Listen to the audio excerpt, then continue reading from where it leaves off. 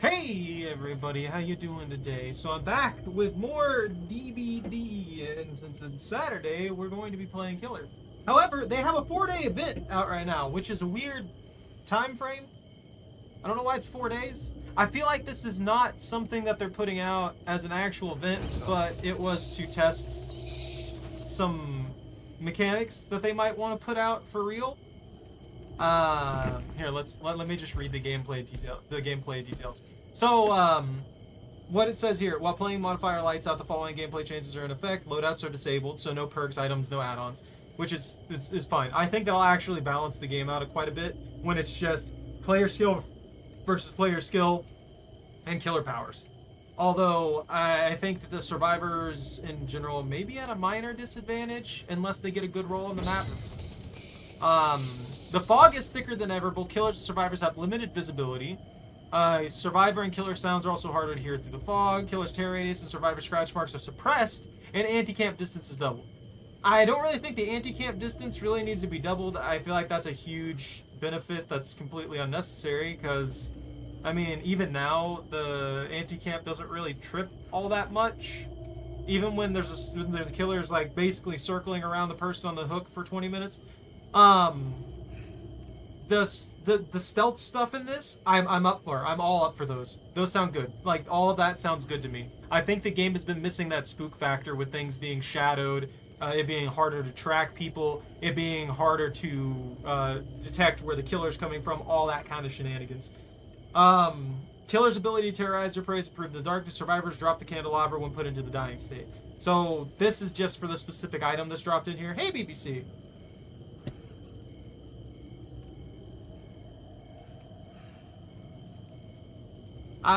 I'm sorry, the days are taken right now, man.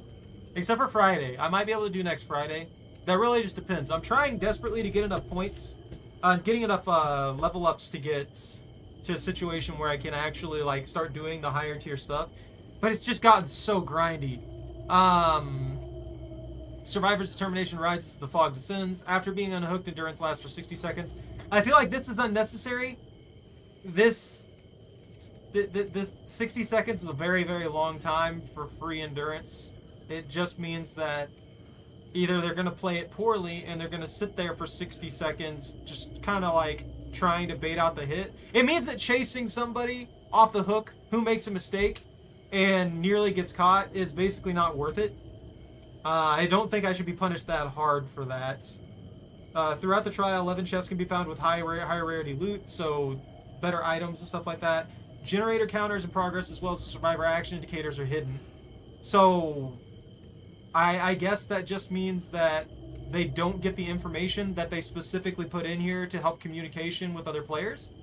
Which I kind of understand. If it's supposed to more be nobody knows what the heck's going on dynamics, I can appreciate that. All generators start with 5% progress. I think that's unnecessary. 5% progress means literally nothing. The generators are going to either get completed super quick or they're not going to get completed at all for the most part. Repair speed increased by 20%. I also feel like isn't necessary, but they don't have perks or items or anything like that to amplify it, so that's not a huge deal breaker or anything like that. And then from the darkness, a new beacon of light emerges. This is about the candelabra that they added in as an item that the survivors can find and utilize. It's only available for this modifier. All survivors start with one held in hand, so every single survivor has a candelabra from the start.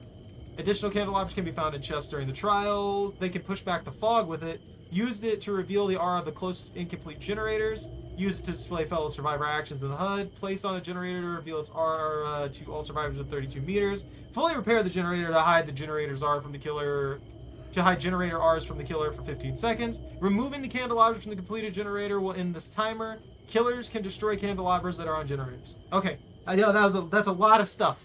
That's a lot of information to just throw at y'all. Basically, the candelabra is really good. It does a lot of stuff that's integral to this game mode, which is interesting, to say the least. Personally, I don't think it's necessary. I think they should gear it more towards the stealth aspect. If everybody's running around with a candelabra, wouldn't that mean that I can just see them from a distance because there's literal fire being held above their heads? I don't know. We'll find out. We'll see exactly where it goes. But like I said, there's no loadouts or anything like that.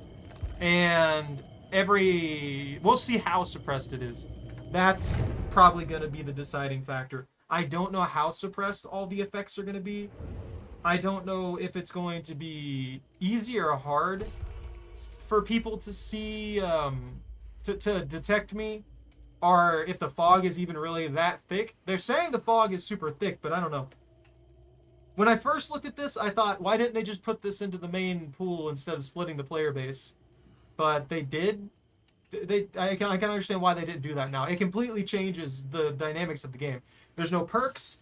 There's no items. It's just finding things in chests, and that's all you get when it comes to items. And there's no, just like, the killer power is all the killer gets.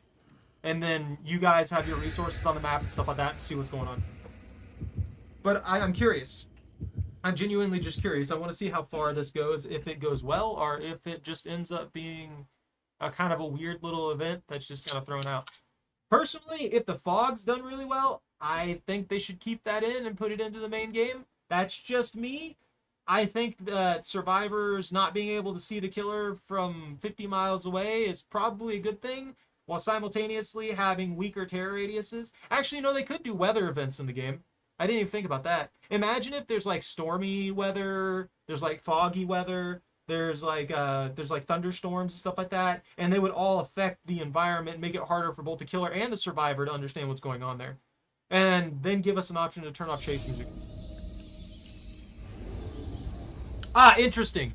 So it functions similarly to how the dredge works.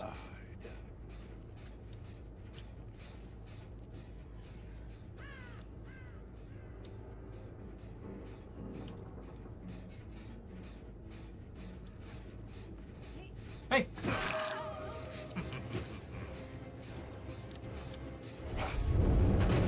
How did I destroy this? Oh, I just smacked the crap out of there.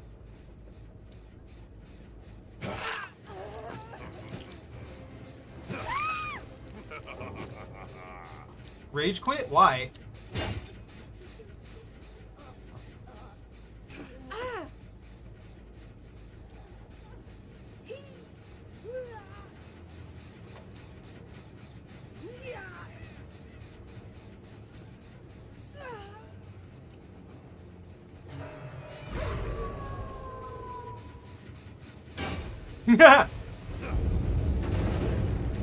Like how I transform.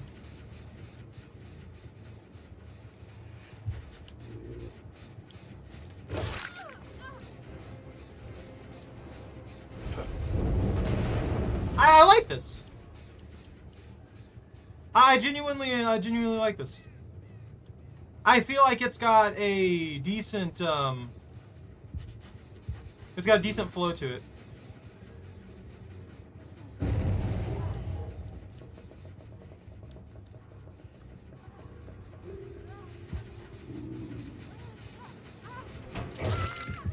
You were a little too slow on that.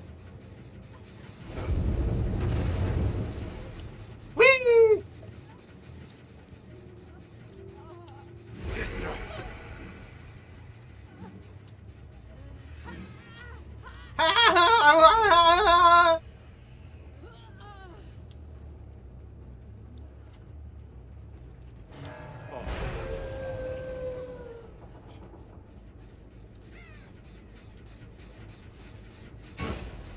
Interesting.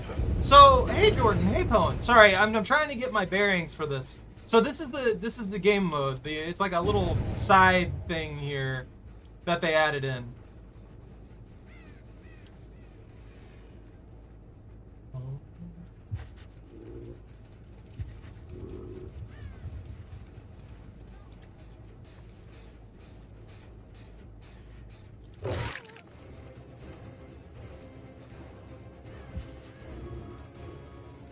Okay. Alright, they went this way then. The visibility changes, I think, are great.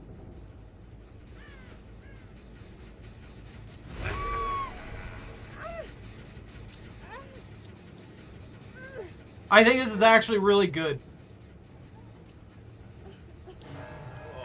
Nimmy! No.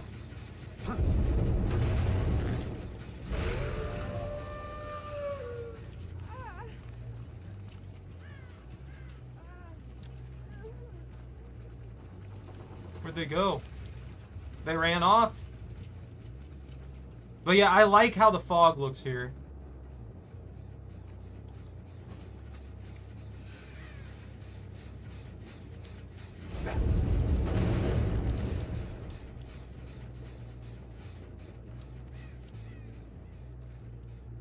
Where'd she go?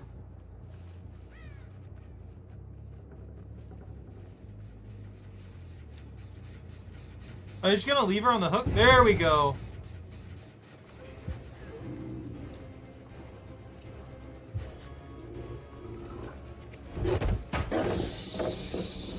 Ah.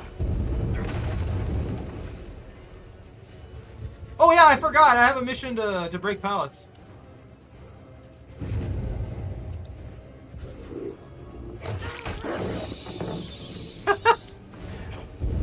I don't think she was expecting me to see anything.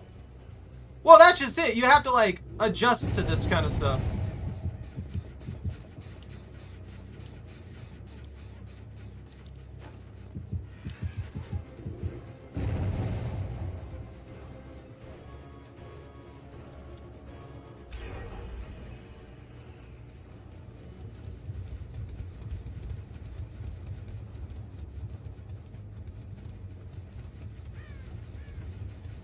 It is really, really hard to keep track of them, though.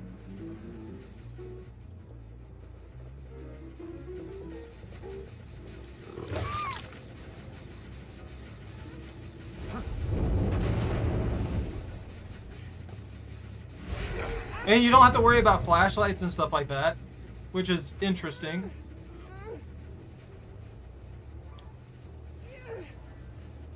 Stop it. Behave.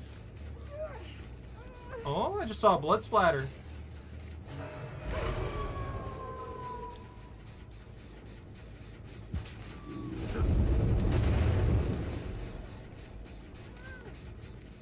So they ran this way.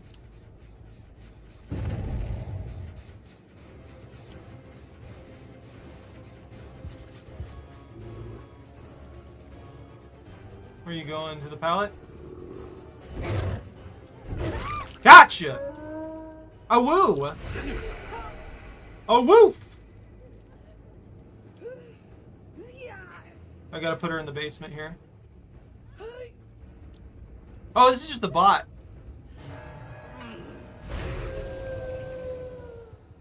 So someone rage quit like the instant they got caught too.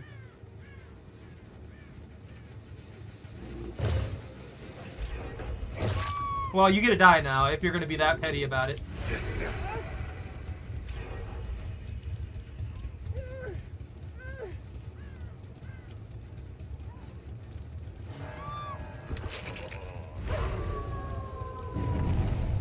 I knew I heard somebody.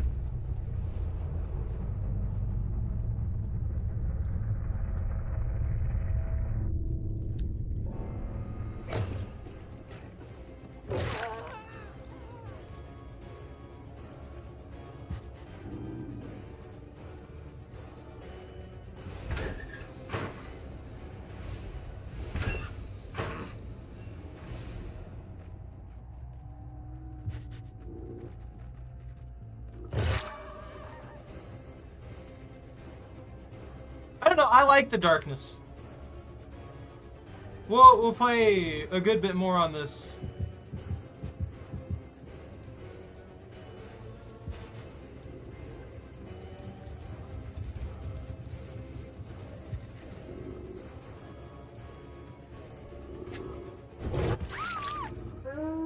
Ah, woo! They're definitely gonna win this one, but this is interesting. I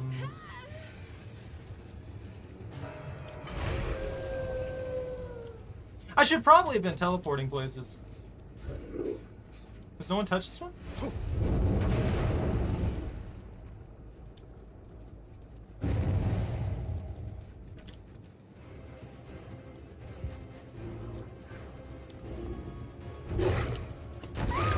Got her!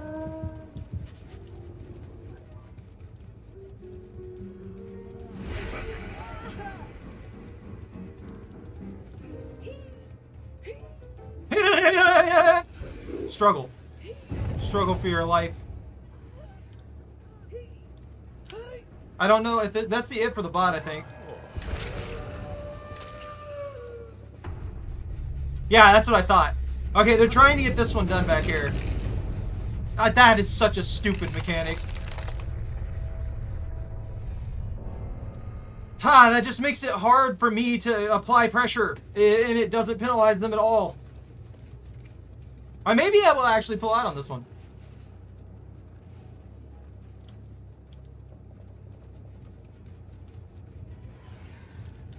It's a big question of where they went, though. I should probably just stay near the generators.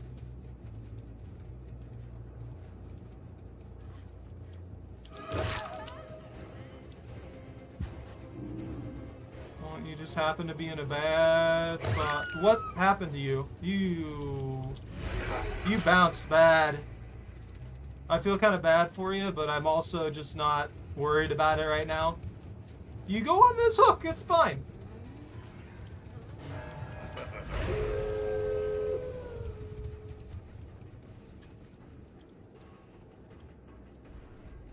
Oh, okay, I see the flip I've got.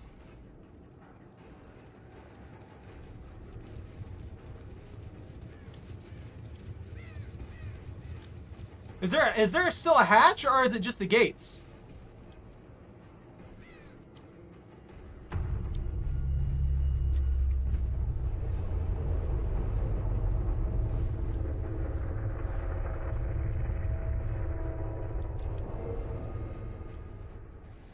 Oh, so I cannot. I can't see.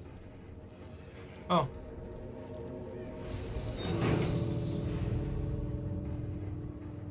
Whee! I don't know if I'll see the lights from the gates early, or if I won't see them at all, or what.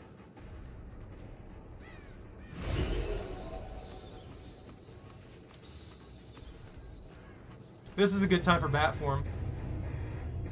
Yeah, I think that's the only thing. Like, the lights should still, like, to a degree, pierce through the fog, but you don't see those at all, which is interesting.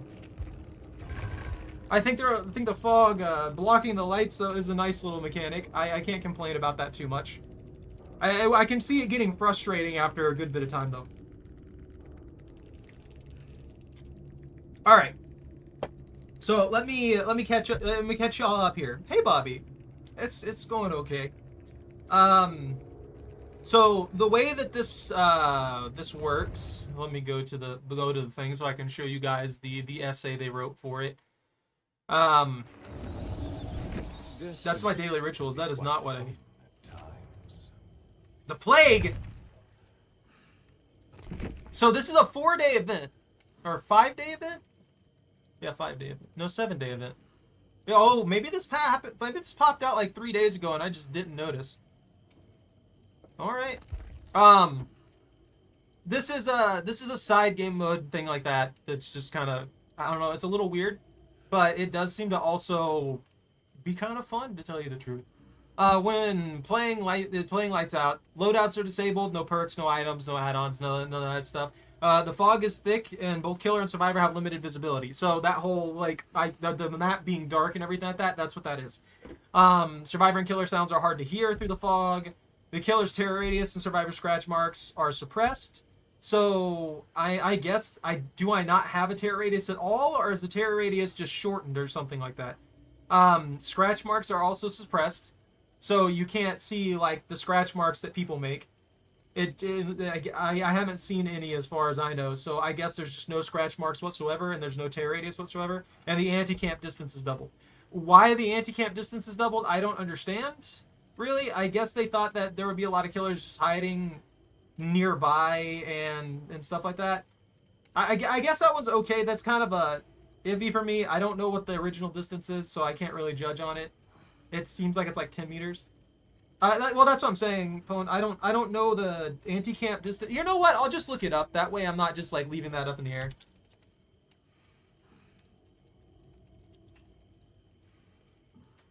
$16 meters. So that means that the anti-camp is doubled, which would put it at 32 meters. I think that's excessive. That is actually pretty excessive, to tell you the truth. 32 meters is the terror radius for the killer, which is absolutely massive on most maps. That means that there's a lot of scenarios where a survivor will simply get pulled off in this game mode by themselves because they get the free pull off because I can't get distance away from them because I'm chasing somebody else or I'm doing something else of value. I don't think that's a good thing to have in the game, to have it twice as long. Maybe 20 meters would be okay, but from 16 to 32 is a little bit excessive if you ask me. When you down somebody, they drop a candelabra if they have one. That's simple enough. You'll learn more about the candelabras later down the line. I'll explain. They're down here. I'll explain them in a little bit. Survivor's determination rises as the fog descends. After being unhooked, endurance lasts for 60 seconds. I think this is unnecessary. Endurance lasting for like maybe double the time for that because it lasts for 10. Make it 20 seconds. Because this just encourages a survivor to sit around for an entire minute doing nothing. Because the moment they do something, they lose the endurance, if I remember correctly. So it kind of encourages people to not progress the game, to not play, to just kind of hang around the killer until the killer smacks them for that endurance hit. Trial has 11 chests, and they have higher rarity loot, so they can pull other items and stuff like that out of it. What are you pointing about? Generator counters and progresses, as well as the survivor's action indicators are hidden. So basically all the indicators and stuff like that were on the HUD that they put in to help people communicate are gone. They legitimately just took them away from this game mode. And then all generators start with 5% progress. I feel like that's pointless. Don't start them with 5% progress. Don't start them with any progress. Like, they don't need it. They really don't. It defeats the purpose of you hiding everything with a fog if you just make the generators start making noise so that the survivors can find them easier. Just keep them hidden. That is the point of having the map shadowed like that, so that everybody is just like sneaking around and stuff like that. I guarantee you, there was like at least 10, 15 times in that particular match that I just played where the survivors just snuck around me. And that is because of how the map is shadowed. It's hard for me to track them in general. And it's going to be easy enough for them to find the generators. It's not going to be that big of a deal. Repair speed is increased by 20%. After that match right there, I don't really think this is necessary. They can already get free high-tier items, potentially a bunch of toolboxes, so I feel like that's unnecessary. I would just remove the repair speed entirely. Darkness, a new beacon of light emerges. This is just about the candelabra and what it does. So it's only available in this game mode. That's going to last for another 4 days. Survivors start with one in hand. Additional candelabras can be found in chests during the trial, and you hold it to push back the fog. You use it to reveal the aura of the closest incomplete generator. Again, like, why make them make noise if you can just use the candelabra to immediately guide you to a generator with no effort? It makes no sense. Honestly, I would remove this one over removing this one, because that's just a freebie guide to a generator that's going to result in them being able to find their objective before I can find my objective. Used to also display fellow survivor actions in the HUD, so it gives them their HUD back temporarily when they use it. And then place on a generator to reveal its aura to all survivors with 32 meters. Which, yeah, that works too. That is something that they do that also reveals it, makes it easier for them to find it. So they have like 3 or 4 different ways built in to find the generators when they don't really need it. And then fully repair the generator that has the candelabra on it to hide the generator auras from the killer for 15 seconds. So they take away my ability to detect it, but they have like 4 or 5 ways for them to detect it, which is a little weird. Removing the candelabra from the completed generator will end this timer. Killers can destroy candelabras that are on the generators, and that's the only benefit that I get to counteract the candelabras. If they don't put them on the generators, or I don't down them while they have it in their hand, then the candelabra is just a permanent, like, annoyance that I have to deal with. No, you're good, Jordan. I'm just explaining the mechanics for this game mode here. I was just hearing the baby snizzes. Let's see. I need to break 2 more pallets. So because I need to break pallets, I think I'm going to run Nemesis here for a round. And then I think there's a mission specifically for what's-his-face, for Dracula, that we can utilize Dracula for.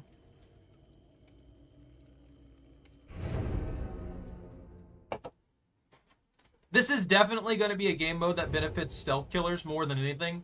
And I can kind of appreciate that. But it also means that it's going to be very difficult for killers that are loud. And that's particularly why I chose Nemesis. To be able to do things effectively. So Nemesis's stomps are one of the loudest things in this game, I swear. I think they're going to hear me from a mile away and just immediately run off like they normally would in a match. But I won't be able to track them as well because of the fog.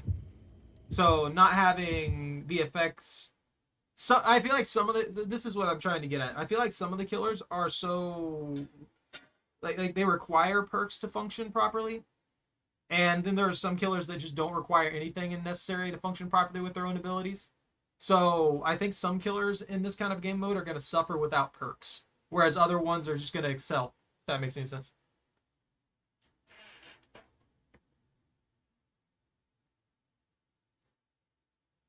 Yeah, I don't think you were spamming, Jordan.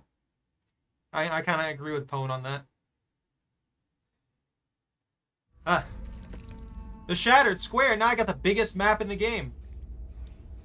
I won't be able to track anybody here. This is going to be awful. Again, I don't feel like the generators need to have a charge of any kind. We put them at 0.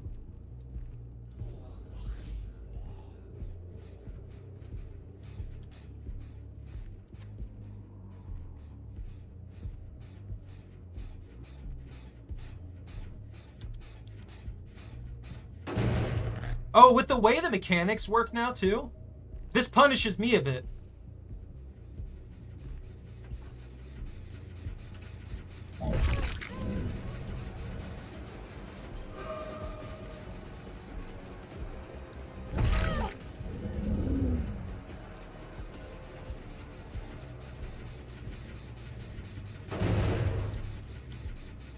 Yeah, I should be able to see the glow of that candelabra in the distance. What?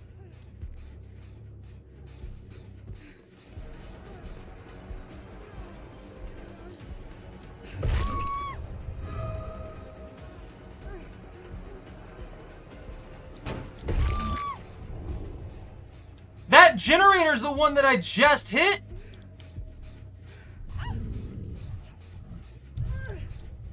That was weird.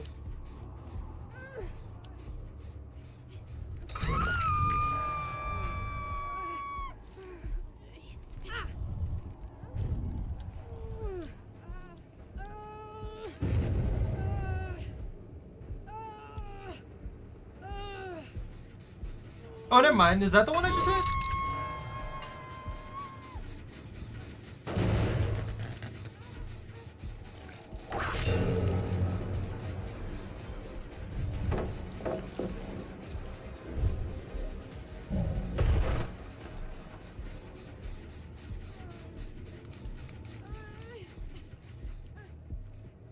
They're just over here healing now.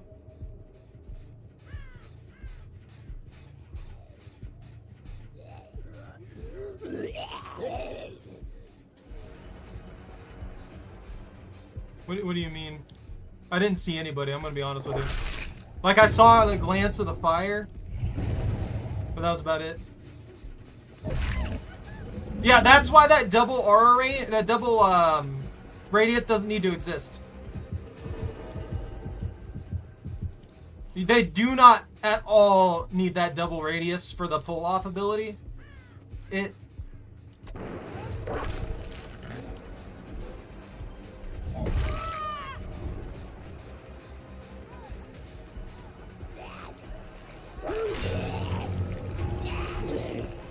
It's legitimately just going to result in them being able to cause problems. Like, I can't even check generators properly because I'm going to be in terror radius.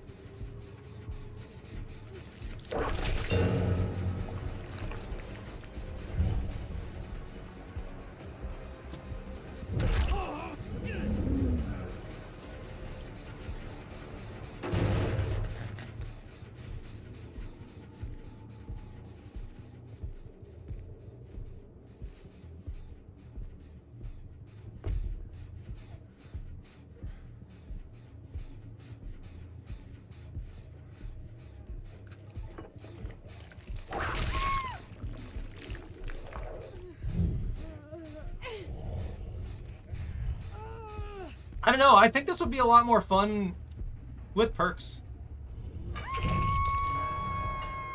Maybe half the perks.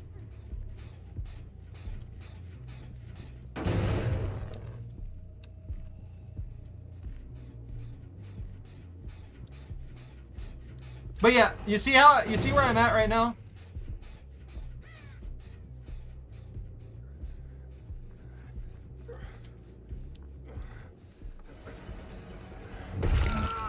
I lagged!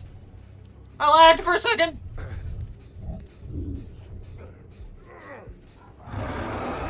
Why must you do this to me, Zach?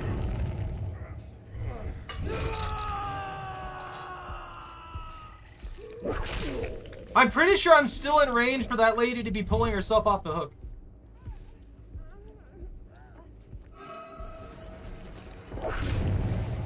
I missed.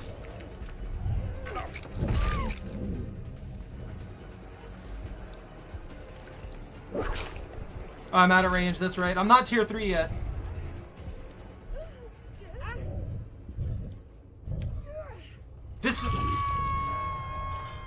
The problem that they made here is that they made it easier to camp. Why are you here? What is your deal? Why would you not just leave?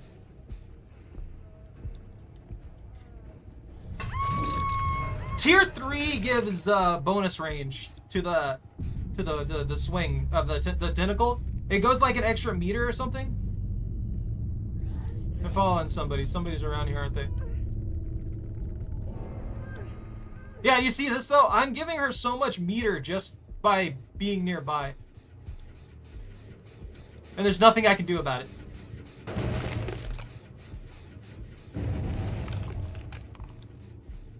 And then I just got punished.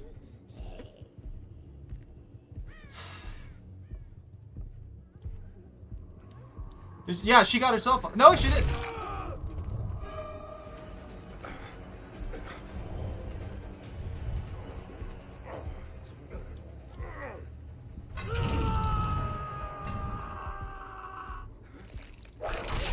I'm not a fan of the double distance like pull off effect. I don't like that at all. Okay, that's decaying. Why give yourself away like that?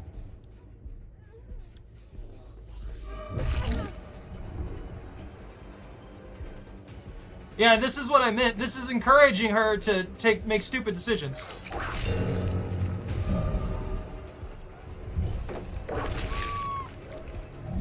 Legitimately just encouraging her to make stupid decisions because she has 60 seconds of endurance.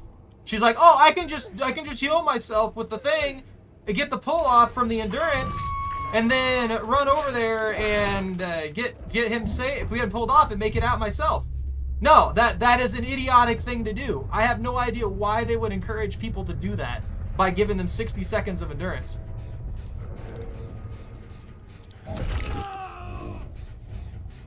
And the sheer lack of awareness.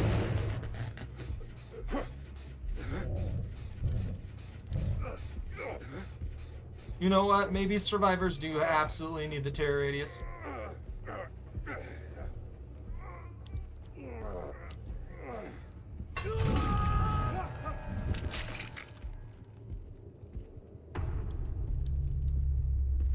I have no idea where this other person's at. This Bill is the only one who actually was playing stealthy in any manner.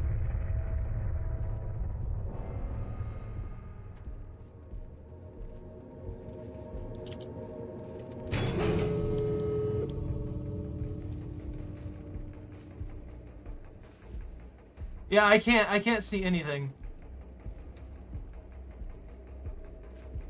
So if they're on one of the doors, there's no way I'm going to be able to tell. Yeah, he's going to this gate over there. I can see the zombie.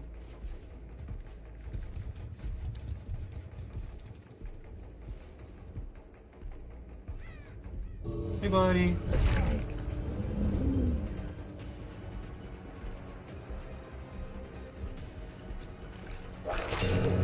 You know what, Bill? I appreciate your skills.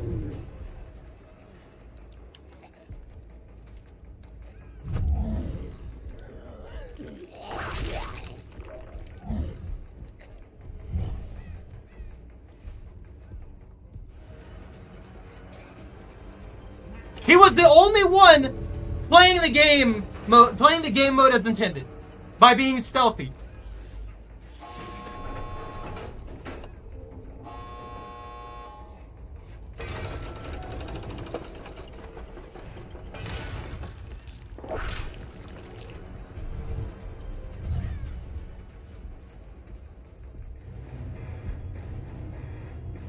Yeah. No, he definitely earned it. He was the only one on his team actually playing the game mode as intended and being stealthy about his movements and stuff like that. Everybody else, go read the tutorials or something. I don't know what to tell you. It shows the adaptability to things. It shows how little adaptability that most of the player base has, I feel like. It's mostly just Zerg the Jins now. So they've kind of killed the aspect of people actually utilizing things to stay stealthy, to avoid the killer, to actually like do these things. No. And more, it's just they've kind of pushed the game towards like rushing generators. And now that people are put into this game mode and stuff like that, it seems like most of the player base that I've seen so far doesn't know what the heck to do. To the point that the first person that I downed in this game mode, I've only played 2 matches, immediately rage quit. So they weren't able to be sneaky in any manner or to take any chances to actually play the game well. And they just immediately quit. They immediately threw a hissy fit and then rage quit the game. I don't know. Although Nemesis is working quite well for it, and that's the zombies. So I actually have some like tracking from a distance. And that's what I was saying. I think a lot of the killers are going to... What? Oh, break pallets or breakable walls while in chase. I thought that was just break them. Never mind, I'm wrong. I thought I had this one done. I'm mad now. Well, that sucks. I have... what's the cap? It's 2 million? I'm just going to bank blood points right now.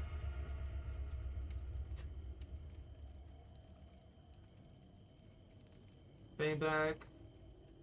Oh, yeah, I got you. I'm sorry. My brain is I'm a little freaking crushed today.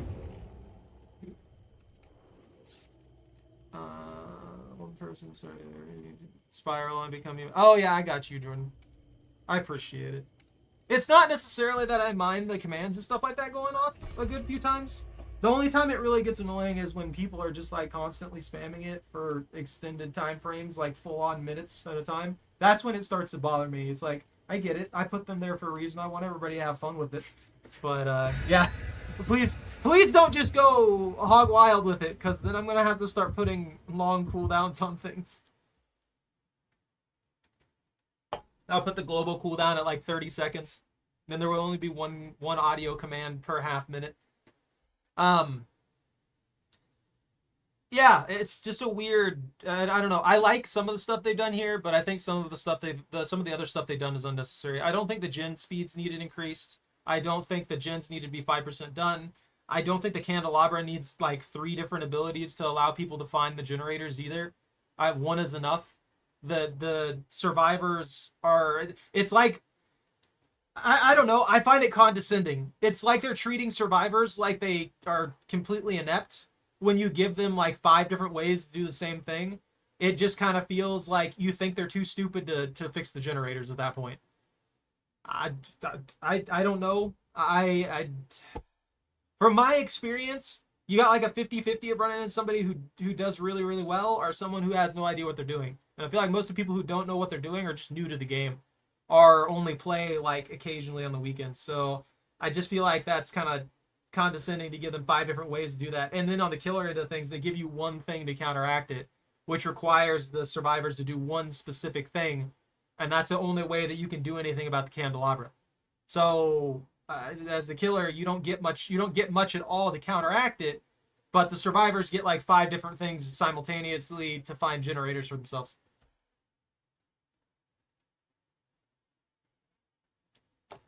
Well, I think that's more because of the base of the game, Pone. I don't necessarily think that the survivors don't know how to handle generators and stuff like that. They obviously do, and a lot of them knew what to do to run in basic formats, but everybody's been driven to using crutches. Almost everybody uses things like Windows of Opportunity for a perk, which shows you all the vault. which shows you all the vault points and shows you all the, okay. Rage quitter? Who rage quit? It was the Nia.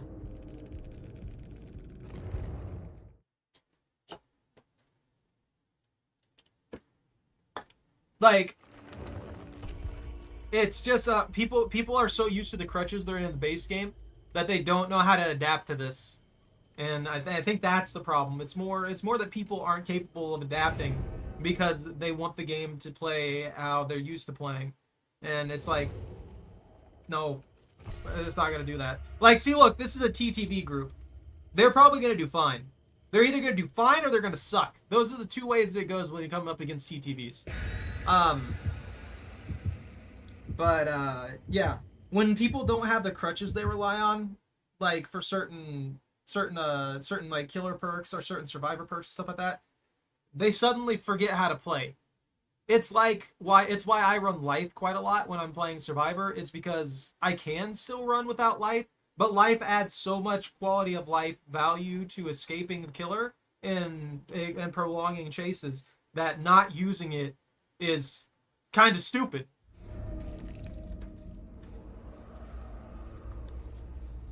I don't use too many crutches though. I like to play around with builds, as you guys have seen. So I'm not like entirely set into that, whereas most people are. If they see something that if they're not allowed to use the things that they're used to, they will suddenly drop in skill level by like a bajillion.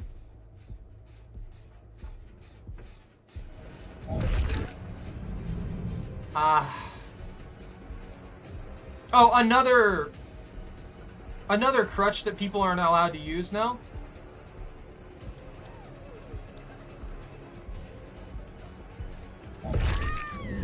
That's very, very popular and very, very powerful is self-healing. Like, nobody has self-healing now. None of the people here are gonna have self-healing built into the kit. It's just not happening.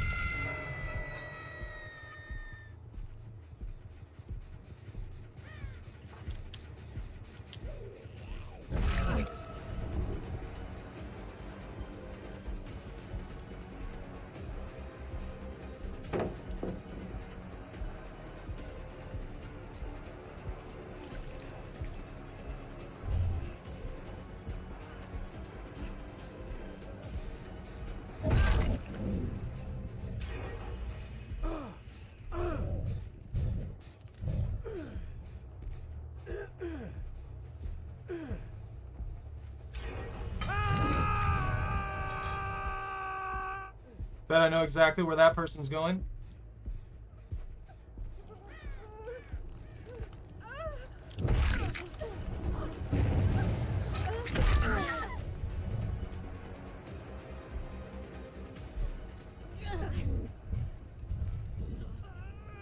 But yeah, as you can tell, they've already got 2 generators done.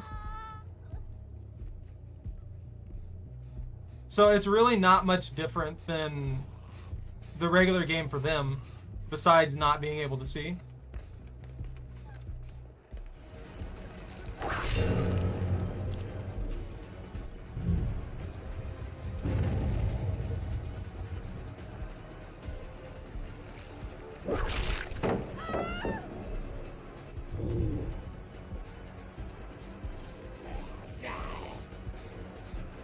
My zombie juked me.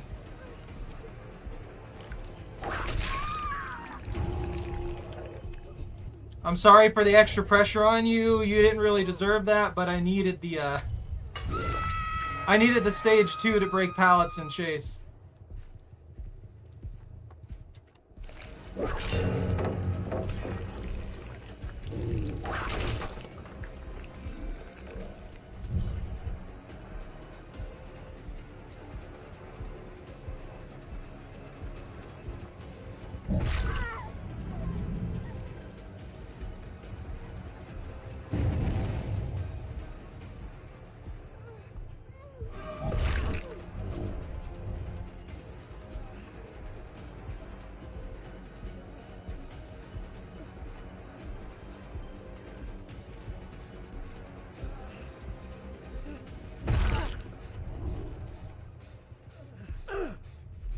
I'm keeping up the pressure, but I just can't keep up the time, I guess. Because they've got 3 gens done already.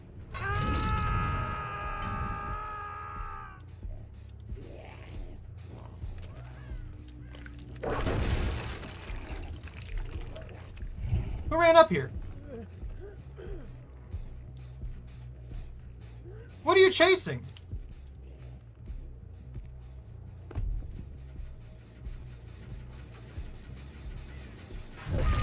Whew! You see, the extra 20% matters a lot. I don't know why they think that it's a good thing to have. I think it's a little excessive. 20% free for everybody means the generators are getting completed very quickly.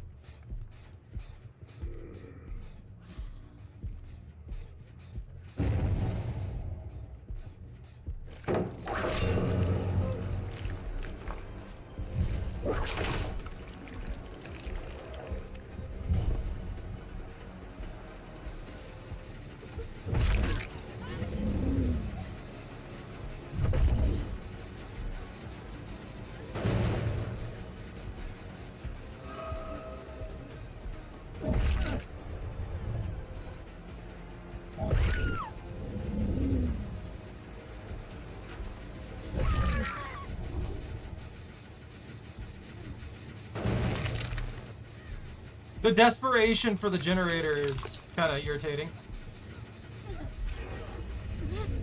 But yeah, they don't need, like... They don't need much of anything to get this done.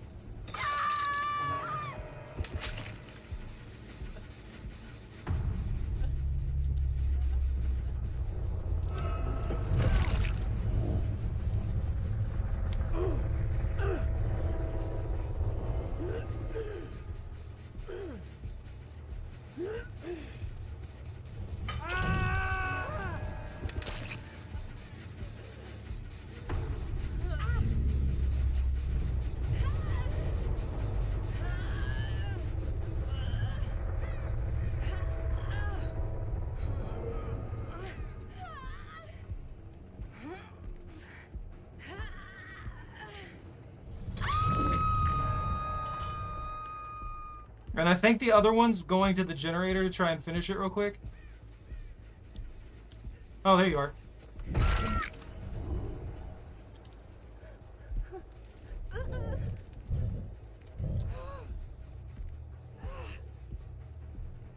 I can't freaking tell where hooks are 90% of the time. These are awful.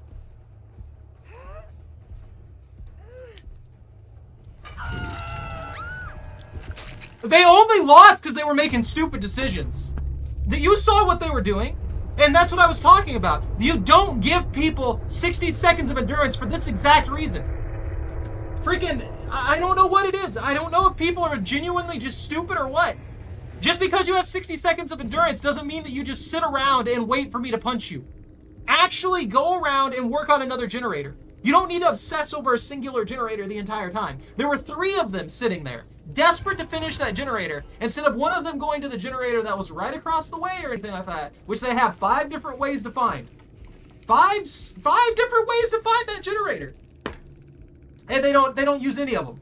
They just sit there and panic over the singular freaking generator that they were working on. Oh man. That's literally the only reason they lost. They had that. They 100% had that. The amount of extra speed that they have with the 20%, I think is ridiculous. I don't think they need that. That should have been removed. It's too much speed. They don't need that. What is this? Knockdown 4 survivors? I can do that. I might do that later. I might do this one. Be chased by the killer for 30 seconds. This one's not hard. It's just, I don't really want to play with Dracula. I know this is supposed to be like Dracula's game mode, but it doesn't really work very well for him. He's very, very loud. The one form that would work super well in the darkness would be the bat form. And it's not only loud, but survivors are turned invisible for you. which means that the only way I have to track them is blood splatter at this point. I can't track them through scratch marks because scratch marks don't exist. So blood splatter would be the only thing. So I'd have to have them pre-injured, bleeding, for me to be able to track them with the bat in the darkness. And if I use the wolf, I can track them with the thing. I'm glad to hear that, Ivy. No, it does. It shows them the closest generator that isn't complete.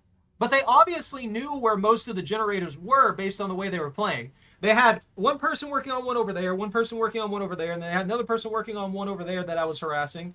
They were working on that one in the far corner. They were working on like 2 other ones that were over there. So they knew where 6 out of 7 generators were the entire time. And then they obsessed over that one for legitimately no reason and then died for it. If you get the right cheese mixture, it works. Let's see. Who else do you guys think would work in this? Ooh! You know who I haven't played in a good while? The Dredge. I'm curious. I'm actually curious to see how the Dredge will work in this kind of environment. Because he has that effect that generates this. This game mode's kind of a mixture of the Dredge's ability and extra fog. So I'm kind of wondering if the Dredge's ability will stack in this or cause some extra problems for the survivors or make things the same or what. Scrambled egg in it's good too.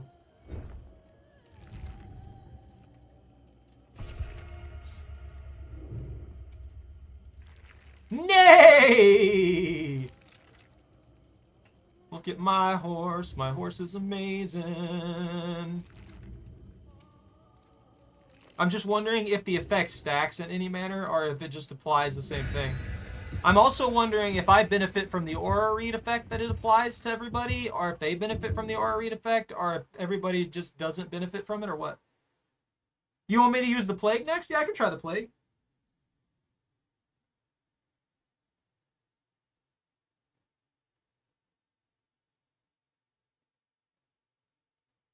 A spring onion in it? Ew. This is a terrible map for the Dredge. This is bad.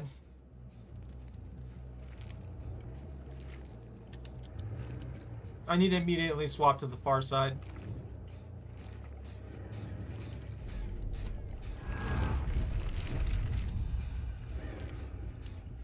Wait, what? Did they change how the Dredge works?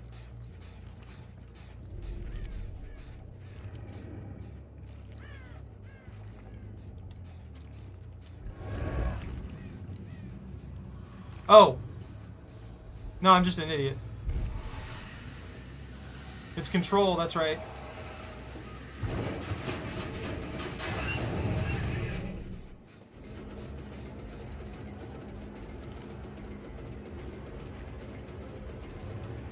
Your candle can't save you.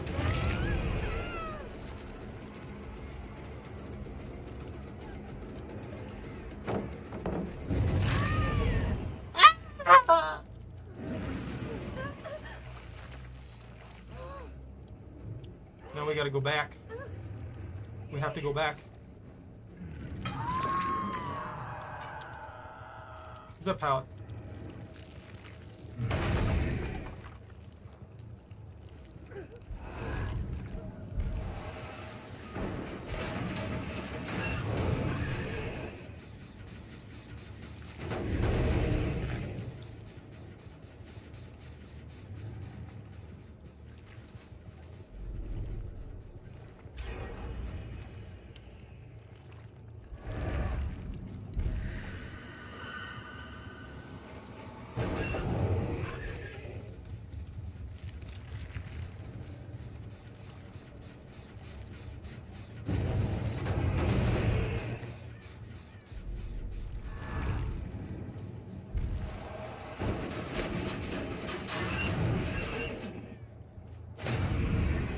Man, I haven't played the Dredge in so long. I'm not doing the teleports right.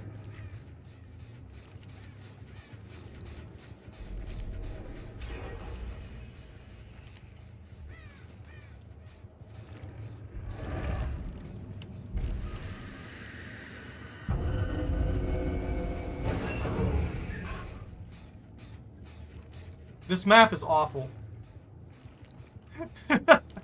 For this map is awful.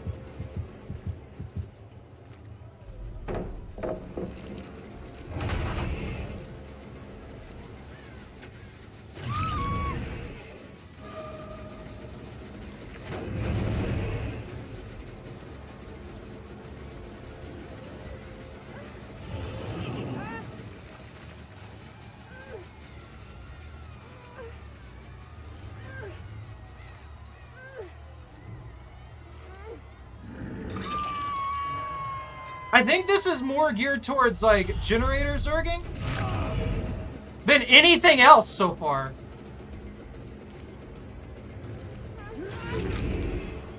What? That hit him! I saw it impact him! I feel so cheated there! Yeah, this is so much more gen rushy than anything else that they've had in this. They gave that 20%, and that 20% is just disgusting.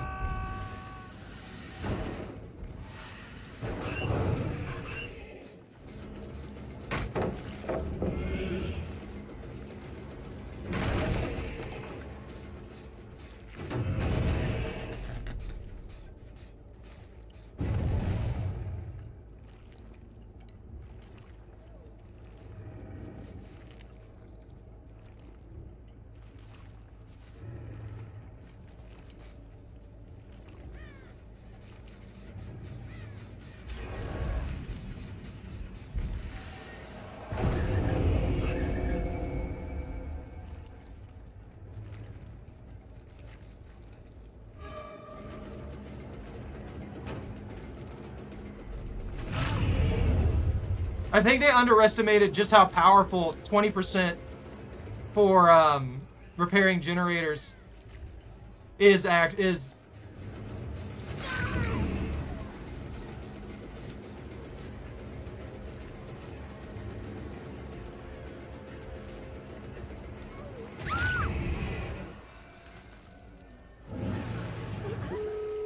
like, look at that. They got that generator done in like 2 seconds after I left. It took them no effort at all to get that done. It was basically given to them for free.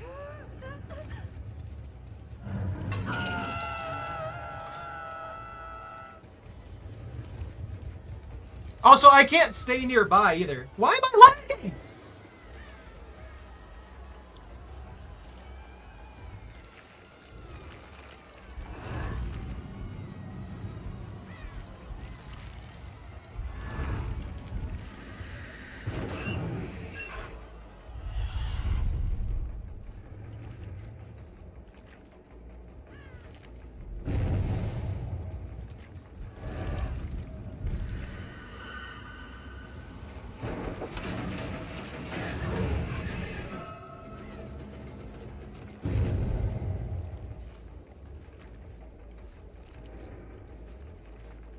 This is such an awful, awful map.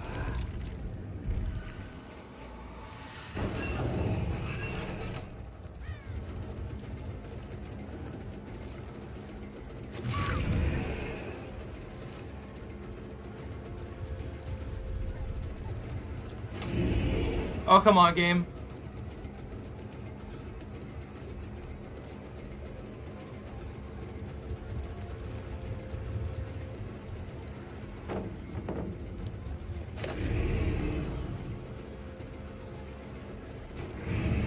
That light source sucks.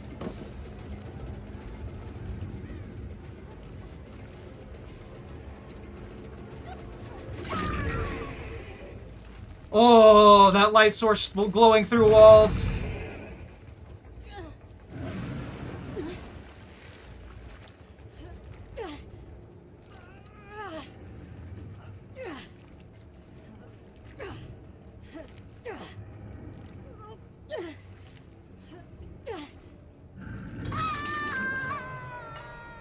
Where's she at? I heard her.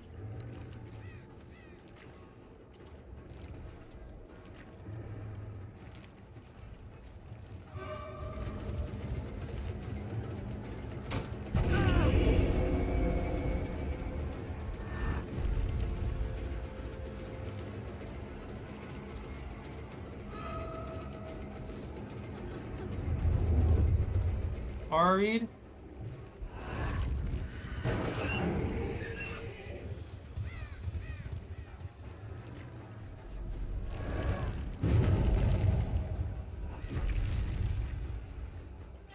Hey.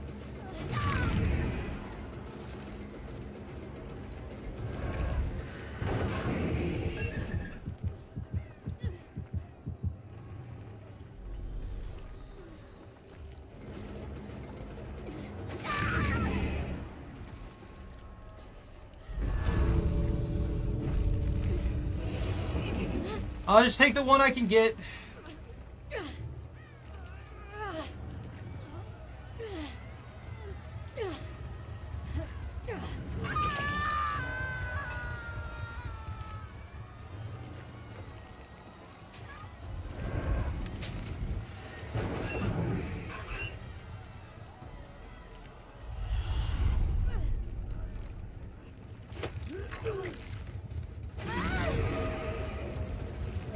Nay!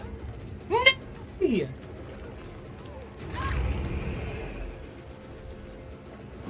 Oh! That's some bad luck.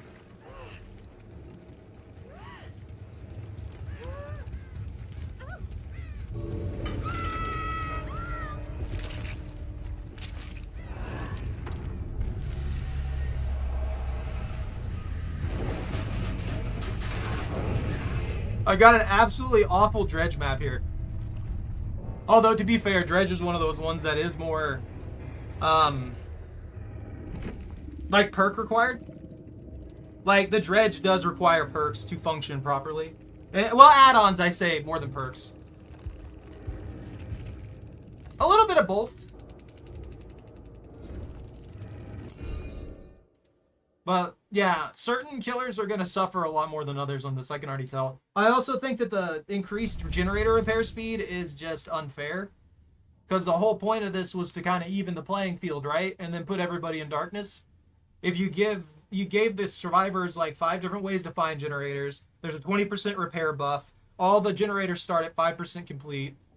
You cut the generator times ridiculously. It's unnecessarily rough on the killer end for that.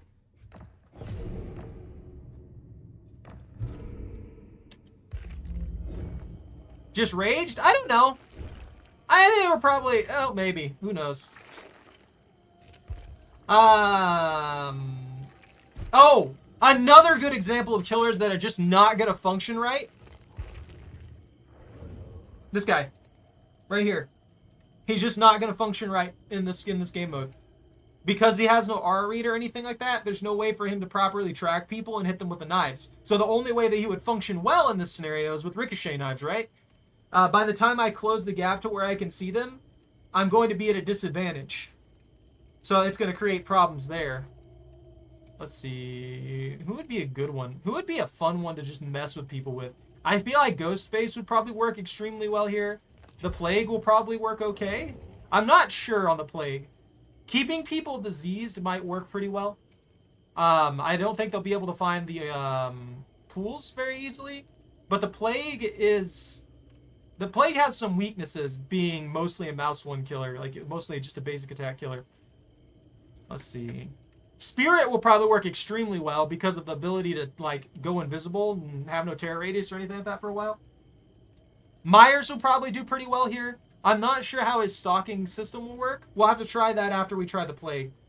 I think the stalking system for Myers is either going to be completely busted in this game mode, which will allow me to track people outside of the darkness extremely easily, or it's not going to work unless they're within that radius. Which, if it doesn't work unless they're within that radius, then it's not going to work well. Myers in effect kind of doesn't need perks, but it also is very dependent on how the situation plays out. Like I said, if I can stalk people from a good distance, he's going to be overpowered because I'll be able to get tier 3 whenever I want, and they won't know where I'm at most of the time. If I'm not able to do that, then I'm going to have to get relatively close to them, and then that might make it a decent bit more difficult to deal with. We'll see. It really just depends on how it plays out. I have no idea how it's going to work. I haven't played Myers in forever, so we'll see how the stalking mechanic works for him in that. Because from what I remember, you can stalk people from like 60 miles away when you can see on the maps. But if the fog prevents me from doing that, or it doesn't prevent me from doing that, that's going to be a huge change in how it plays out.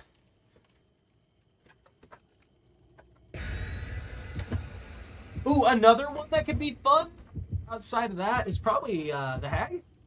The Hag could be pretty fun. I didn't even think about that. So the way the Hag works is you put down traps on the ground, and the traps kind of blend in pretty well. So you can't see them most of the time. And it might result in a lot of survivors tripping those, freaking themselves out, and then I can teleport to it and attack them and smack them across the face. She paints little triangles on the ground and then can teleport to them, basically.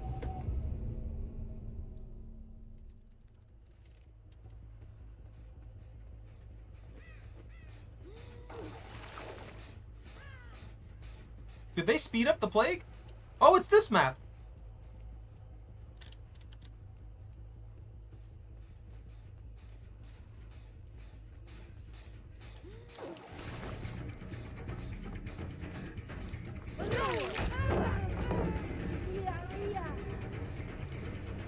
Did she say diarrhea?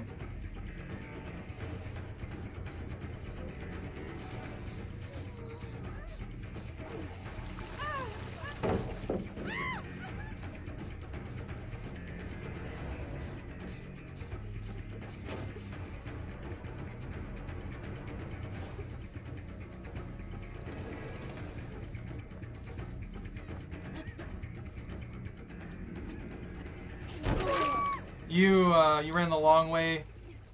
Got yourself smackled.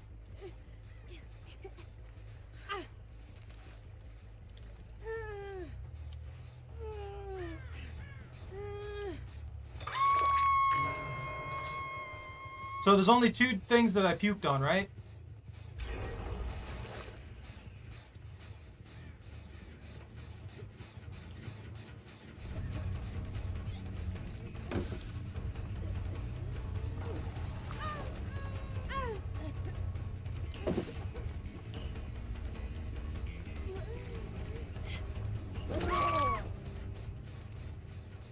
Don't be a dick with your BS running around crap, trying to take advantage of the double pallet setup over here.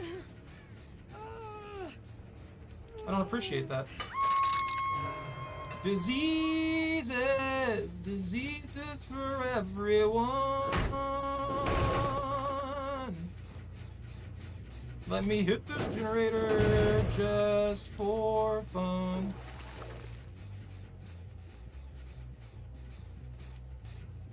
Yeah, I don't really care for them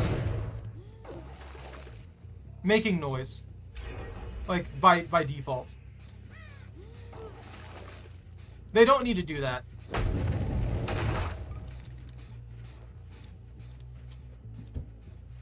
The generator should be at 0%. There shouldn't be a speed buff associated with it.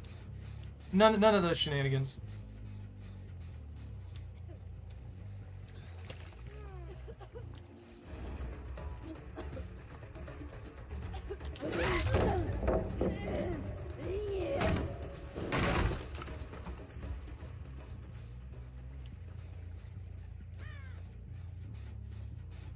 I was honestly hoping I was chasing the other one, to tell you the truth.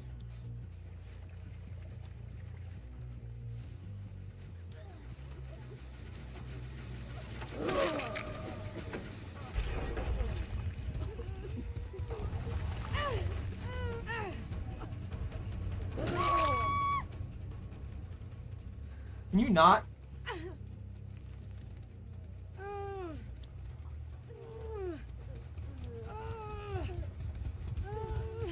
Finding hooks is a pain. Is actually a pain.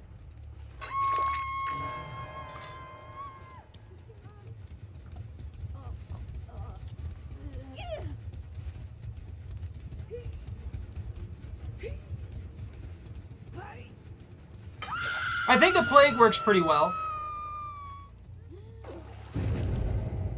Immediate pull off, really?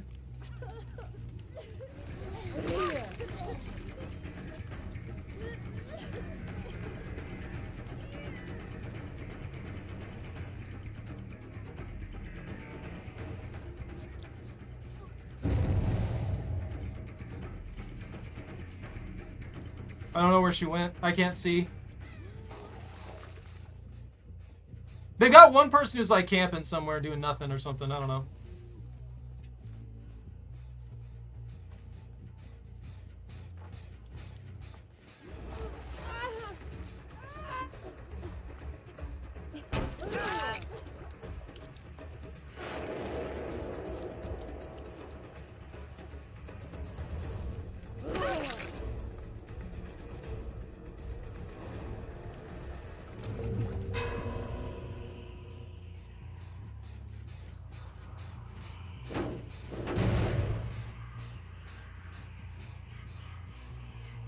Let me see if I can pull this off.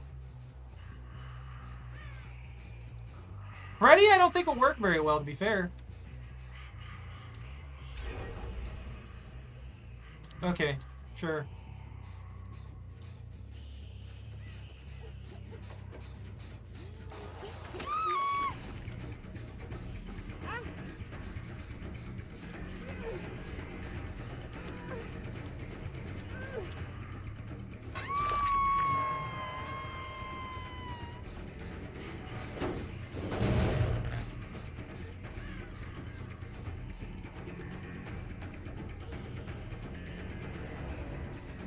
Oh, it's her. Why do I still have chase music? Who did I see?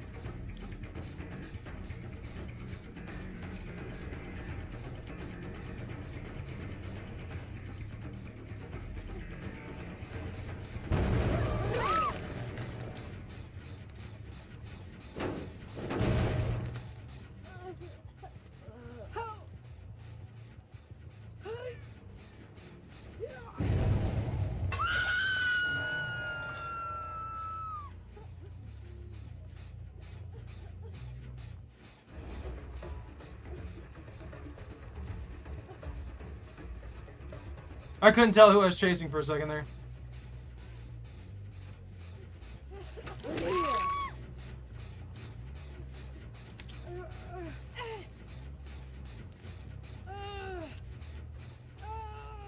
I can't see. Oh, I can't see. I can't see.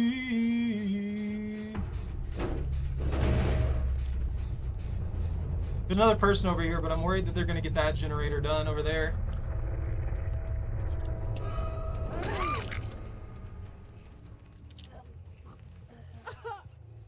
All right, that was just bad. That was just bad decision making, Skittles.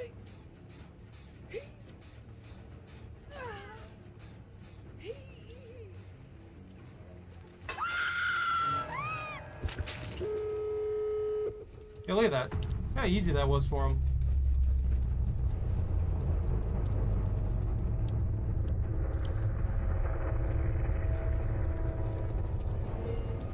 They do the generators way too quick. It's way too fast. Especially considering there's only like one person working on it most of the time.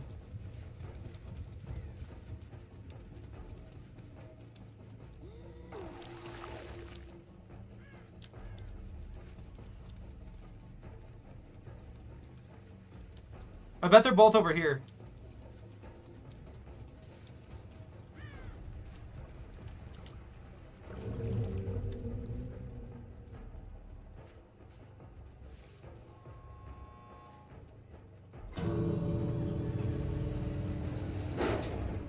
Yeah. Oh, don't teabag like you did something. Yeah. I don't know. I'm not a fan of the speed up. It's a rush, honestly. They turn the whole thing into a rush. If the whole purpose of it was like to make it stealthier and make it harder for everybody to track each other, why make the game function faster? Why speed things up by giving everybody a default boost to the repair speeds and stuff like that? Encourage them to be stealthy. Don't encourage them to speed run. It doesn't make sense to me why they would constantly do this kind of thing. And I guess, I don't know. I don't know. I feel like they're just scared if they actually put some serious change into the game that people will quit. I don't know. I think it's stupid, though. Why constantly make the game function faster? Even in this mode that's supposed to be slowed down quite clearly, judging by how it functions, you just kind of keep speeding things up, and it's just, I don't know. Don't give people repair speed boosts. Don't give me some fancy ways to track them down or anything like that. Make it entirely based upon my skill versus their skill, and it'd be perfectly fine. If they're bad, then they won't go up against me very often. If they're good, then they'll keep going up against me and other killers that are actually good at the game. It's just how it should work. It shouldn't be anything. It should be zeroed out. Like, there's no reason to give them any kind of speed boost on it. There's no reason to have the generators at, like, 5% repaired. They just don't need it. They really don't need it. I repair generators all the time in this game with no toolbox and no, like, repair perks at all. It's not necessary for you to repair generators at an effective rate, especially if you're going for boxes and finding, like, toolkits and stuff like that. If you're trying to repair generators super fast, I think you're kind of playing the game, like, I know this is like a controversial opinion and stuff. I think you're playing the game wrong. You're doing things too fast. You're just speeding the games up. And that's not to say, obviously, you can't, like, expect the killer to just be, like, playing around and actually having fun with the match 90% of the time because you're just not rushing the game. You can't expect that either. But at the end of the day, they need to slow things down so that people can actually enjoy the matches instead of feeling like they're speedrun the entire time. Ah! There's my TED Talk for the day, or whatever you want to call it. Let's try Myers. I want to see how Myers works.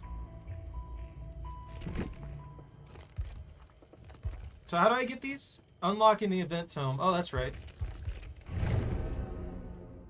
I don't know. Look, like I've said a million times, I like the game. I do. I really do. I just get absolutely sick of all the one step forward, two step back things they do. And there's obvious problems in the game that they just refuse to fix. So I know I continuously mention those or scream about those and stuff, and it probably gets old for y'all. Well, so the shape is actually apparently in, I think, the first movie. It's in the credits where he's named as the shape. So it's actually canonically correct for Michael Myers. But because he's called Michael Myers now, I think it's just like a little kind of like Easter egg title that he's been given. Something like that. I don't think it's actually canonically he's the shape anymore. But it is correct. He's just Michael Myers now instead of being the shape like he was in the original. Was he not named in the original? Was he not called Michael Myers in the original? I don't know. I think it's kind of a weird villain name. I don't think it's really all that cool or anything, or as I guess they thought it would be scary, or because he's a silhouette. If they just called him Silhouette, I think that would have been creepier. Because you just see him around corners and stuff like that. You just see his silhouette.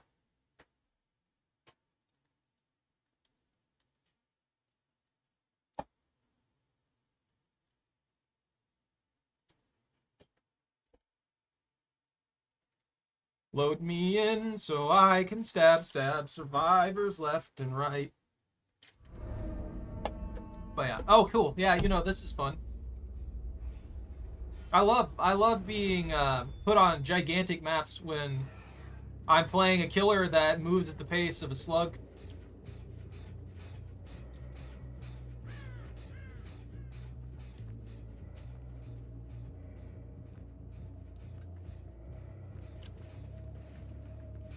Dun dun dun dun dun dun!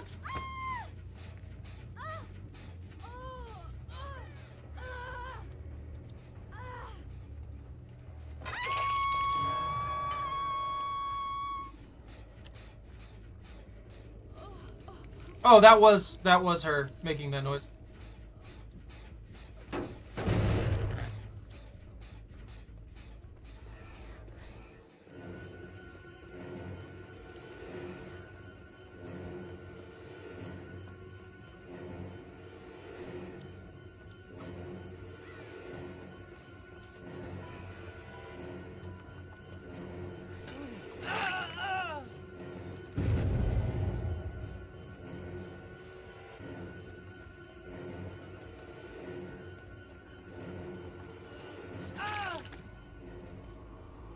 You are really cringeworthy for the crap that you just pulled.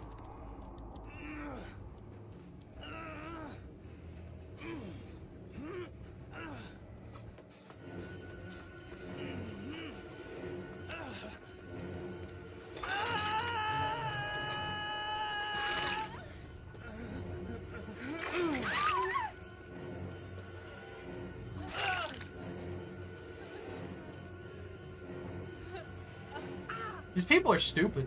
Like, get out of here. Just put the game down. Don't ever play again.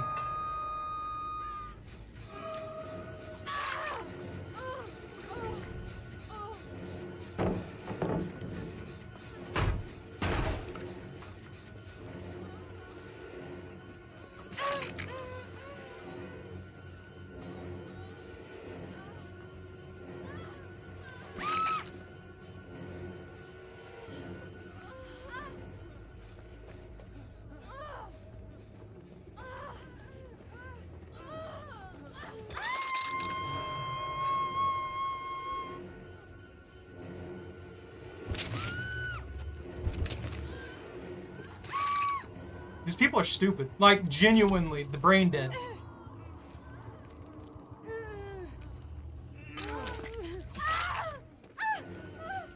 Get out of the way. I gotta use this hook.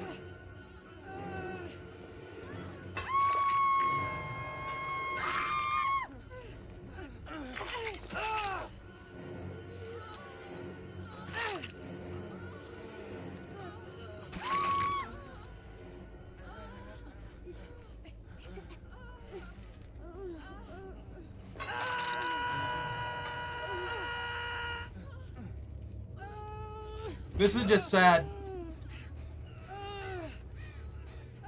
Like, this is just genuinely sad. Like, don't be freaking stupid. None of this would have happened if they weren't idiots.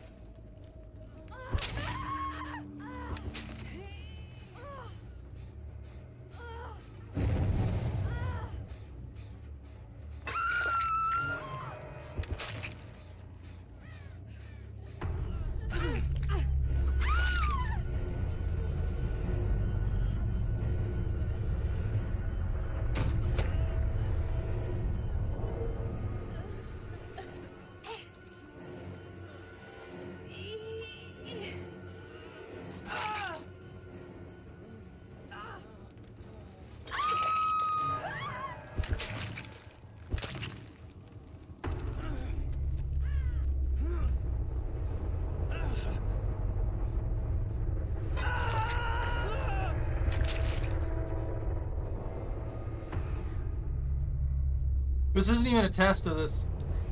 Like, at all. This is zero. This isn't even a test.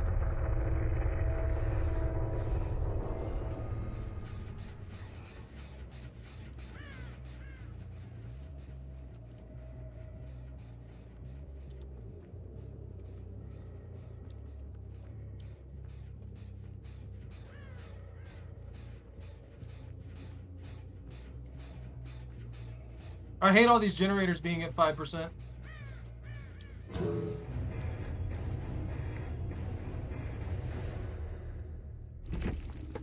Genuinely trash.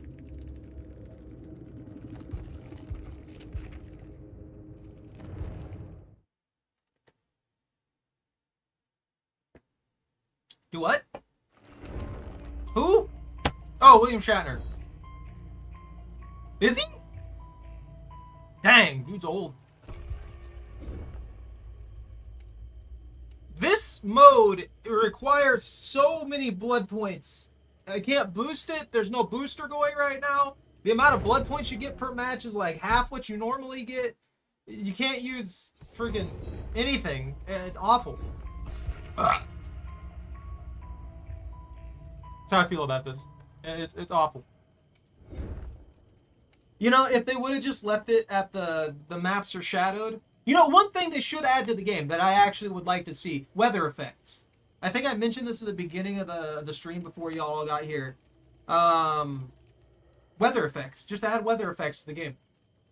Easy enough. Problem solved. Well, not problem solved, but in immersion increased.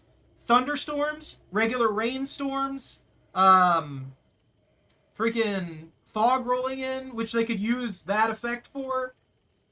Just like differing things that they could use on every single map for weather that would add to the immersion of the maps and make things a little more fun. Another thing, just stop giving survivors free repair speed everywhere. What is wrong with you? Actually make your player base learn to play. Stop handicapping people's ability to like learn. You're just making the player base stupider, which by the time that you get to the bottom of that barrel, you're just going to lose them if you don't give them free wins. Stop it. It doesn't help you. It makes the game worse overall. I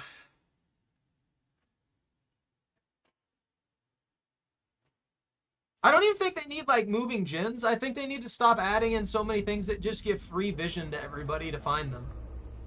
And then you have this game mode would be a lot more fun if it wasn't for the fact that every single survivor spawns with a candelabra that gives them like 4 or 5 different ways to find every single generator on the map. It results in them not having to actually try to find things. They don't have to put in any effort to know where the generator is.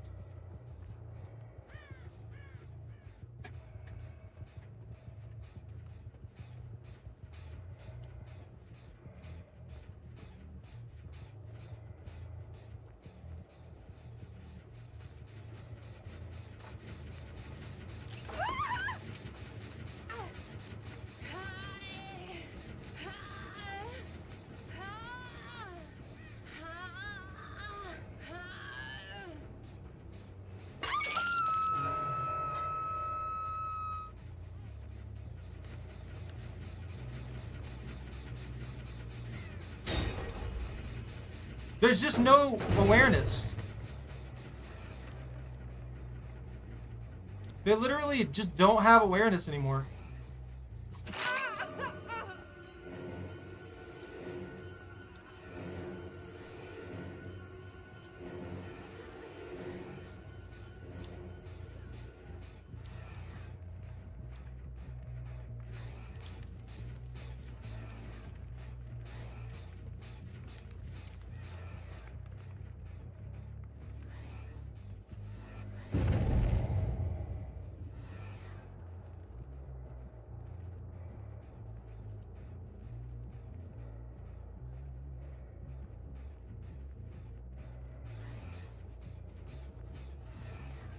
Oh, it does work outside the range. Look at this.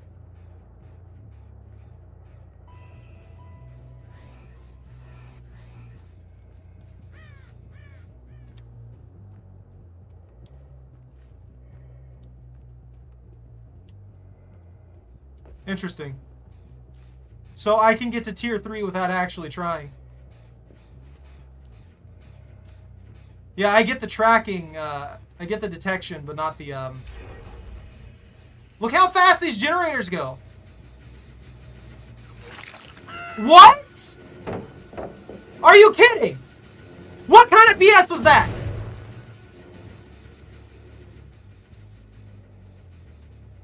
Don't give me the animation if you're just gonna take it away. I was right on top of her. I tripped that well before she reacted to anything.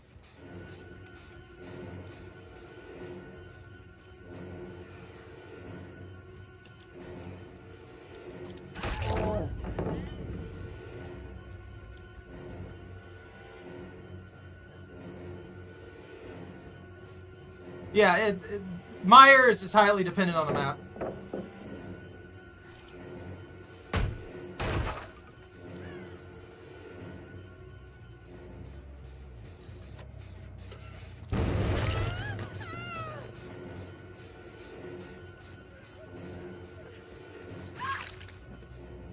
I feel so cheated, man. Actually cheated for no reason.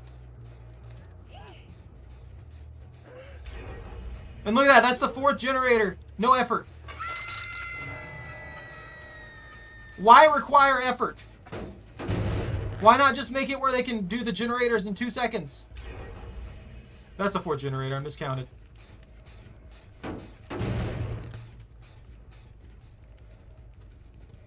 Why require the survivors to actually have to coordinate anything or put any effort into anything when they can just do the generators instantaneously? You know? That seems to be the best way to do it.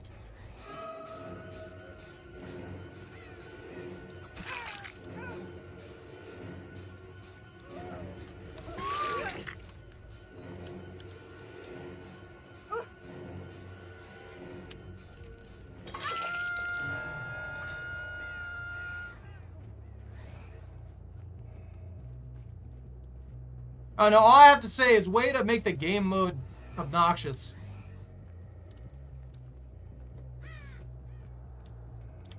I keep hearing footsteps. I don't know if they're my footsteps or their footsteps.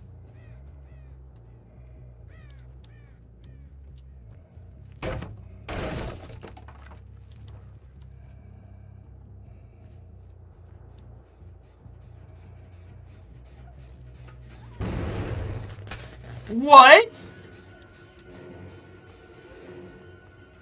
I got stuck.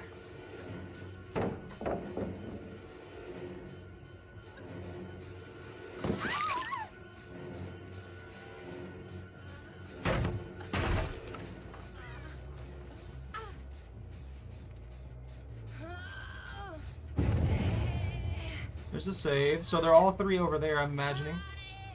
Yeah, their repair speed is stupid.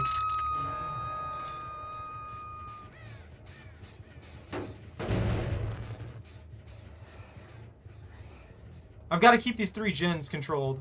But they're far away.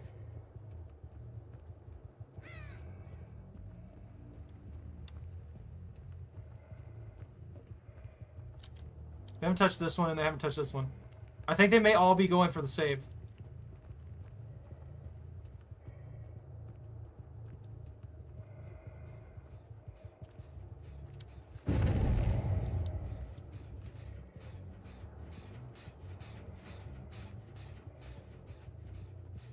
Did she get a self pull-off?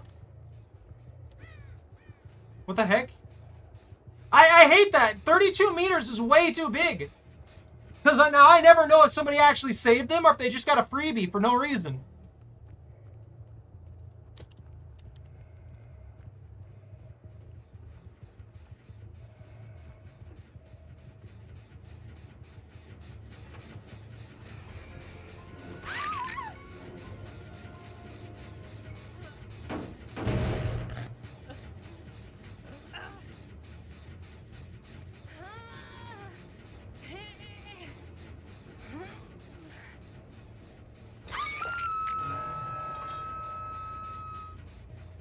Watch, I'll leave here, and they'll immediately just, like, all be on that generator, and they'll get it done like that. By the time I go over here and check this generator, they'll be done with that generator.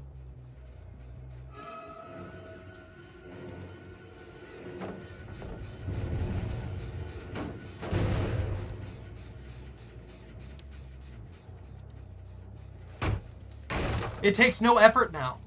They have way too much free speed. They don't have to coordinate. And like, these guys are coordinating, and look at what's going on.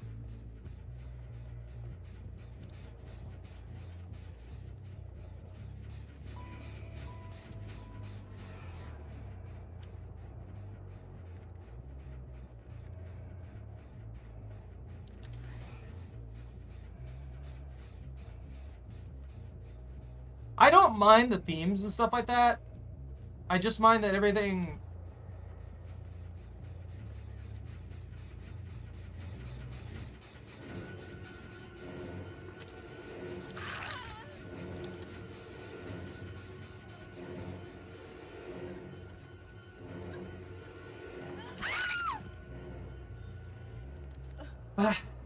There's so much noise clutter, man.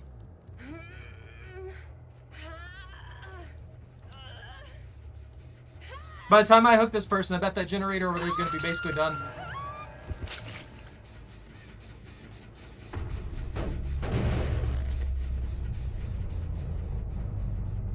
I can't stop it either. I won't. If they're actually working efficiently.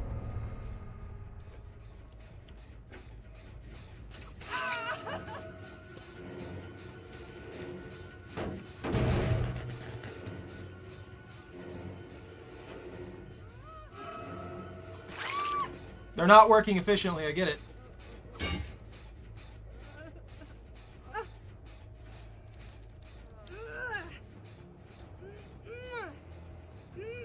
Yo, dude, what are these? What are these hooks, man?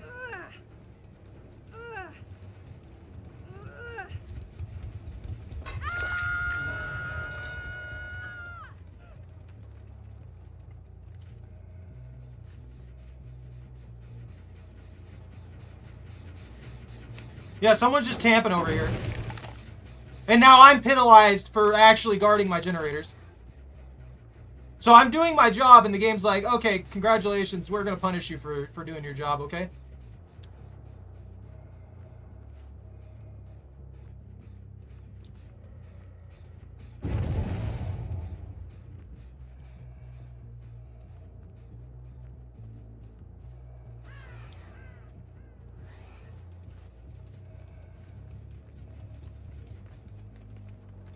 I don't know.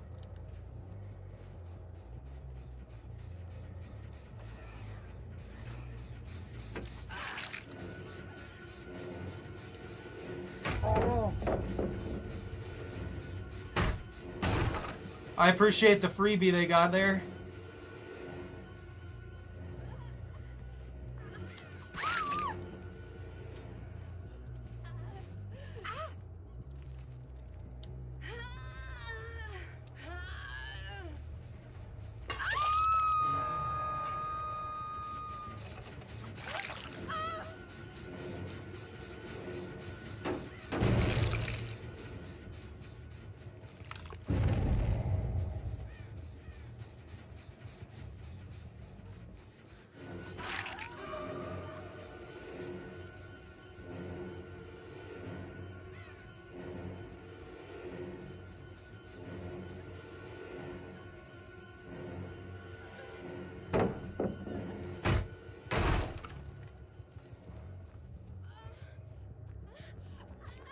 Why, game? Why?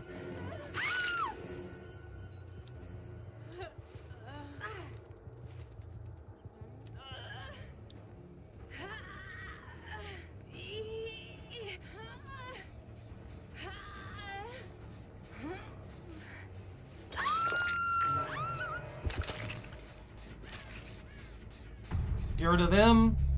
Oh, this is frustrating.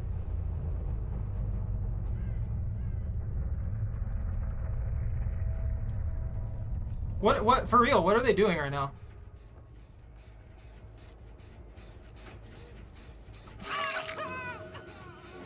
Why have you not been working on a generator? Especially this last person? What have they been doing? They've been doing nothing the entire time. These generators could have been done forever ago. Like, they completely just stopped doing things.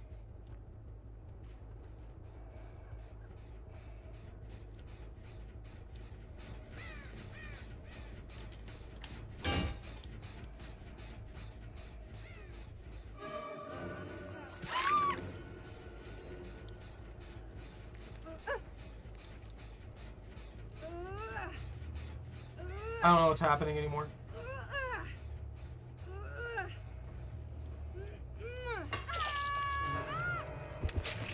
The way they did this, they kind of just took away all the things that were anti-camp.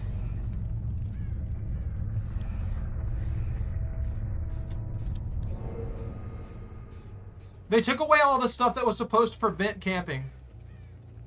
And yeah. That's pretty much it. They took away all the stuff that was supposed to prevent camping, and they sped up the generators for the survivors. Probably even faster than what's on by default. Oh.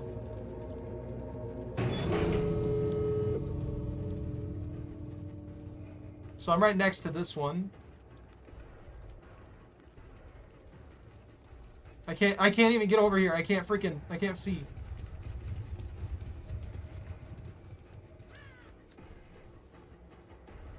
The other one's literally completely across.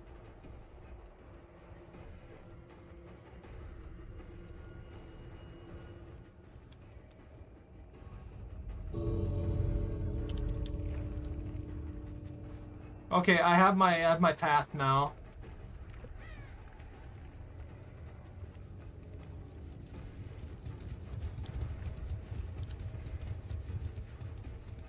There's no timer?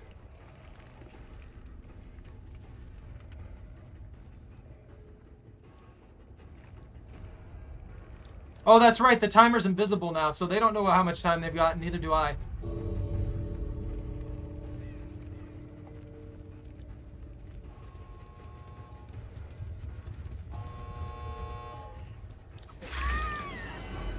Ooh, that's some bad luck right there.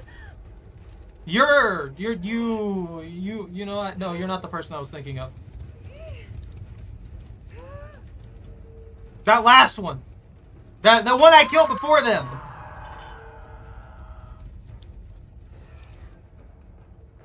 So I think Myers works pretty well, but only if Myers is getting stock factor. If I'm getting stock factor, then I'm doing very, very well. If I'm not getting stock factor, then I'm not going to do too much. Getting that tier 3 there really amped it up. Being able to stock outside of the radius, I think they need to change. If they want it to work right, I don't know.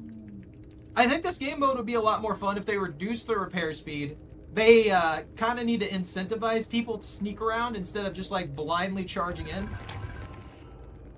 Well, no, they can find the gens. That's the thing. It's not hard to find the generators.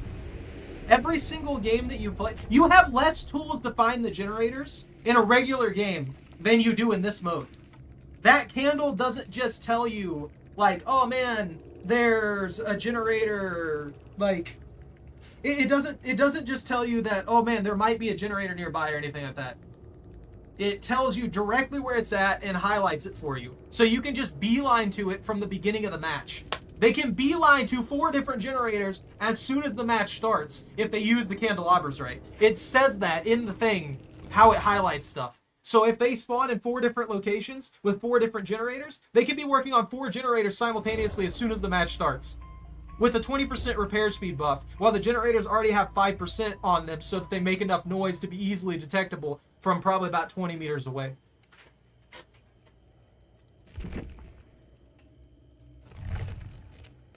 That's not what I wanted. This is what I wanted. I mean, they don't even really need that. Like I said, the generator is automatically at 5%, so they make noise every single time. The only reason these people are losing is because they're not taking advantage of the tools that they have access to. Also, most people don't actually drop the candelabras onto the generators because it's stupid. It's genuinely a terrible decision to make. You don't need to put the candelabras on the generators. All that means is that I get a chance to destroy the candelabra. That's the only way I can destroy the candelabras. It's the only way I can counteract the candelabra at all is if you put it down. So if you never put the candelabra down on the generator specifically, I can't destroy it, which means I can't get rid of it. And then it just placed on a generator to reveal its aura at all survivors with 32 meters. They don't need that. They legitimately don't need that because all they have to do is they start with one, and then they hold it to push back the fog, giving them actual better vision than I can get, and then you use it to reveal the aura of the closest incomplete generator. And then it'll also display the HUD for survivors, so they can know what's going on in the match, which I do not have any way of getting that information. I don't get any of my HUD elements, but they get all of their HUD elements. When on demand, actually. So by using the candelabra as intended, they automatically have the ability to track down to whatever generator they want.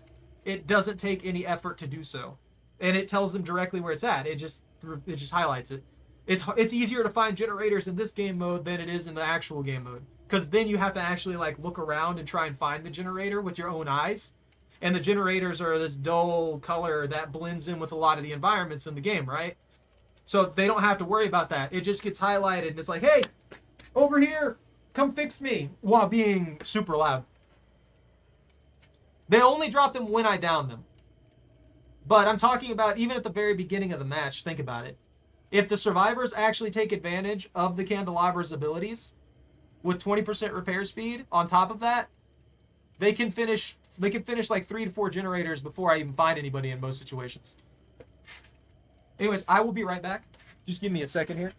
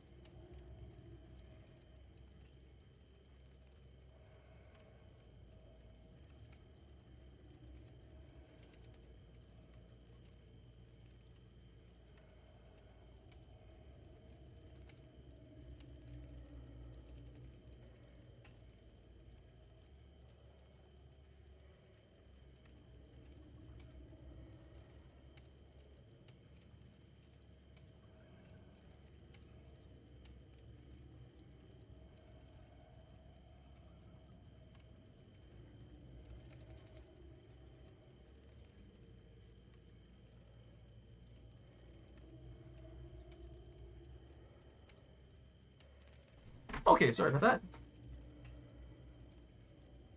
Well, stop it, Jordan. Stop feeling sick. That's illegal. I might actually play a Survivor game just to show you guys the candelabra power. Just judging on paper, this is ridiculous. Alright. So, Myers works. I like how Myers plays out, but Myers has some weaknesses. Because he's just a mouse one killer, he has the same weaknesses as the Plague had. But yeah. Anyway, yes. And Jordan, yeah, take care. Start feeling better. I hate when that happens. I wonder... Actually... I wonder if the doctor will work. Now that I think about it.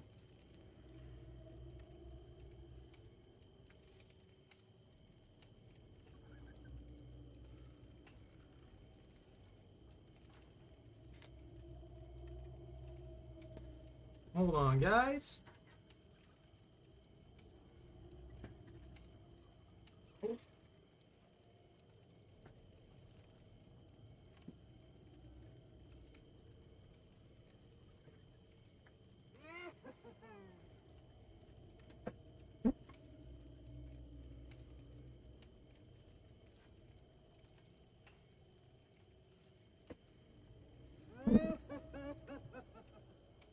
I'm gonna try out the doctor real quick. Wait, did you have someone you wanted me to try, Pone?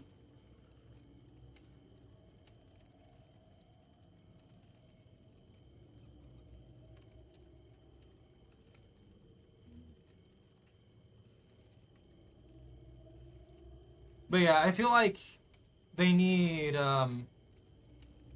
they need to incentivize stealth in this mode. That's what this seems like it was made for, and then they just put a ton of stuff for detection.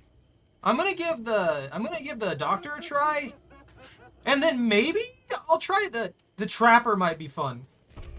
Actually, the trapper might be a lot of fun on a smaller map. I didn't even think about that. Wait, does he require terror radius? I wouldn't know. I can't check his loadout.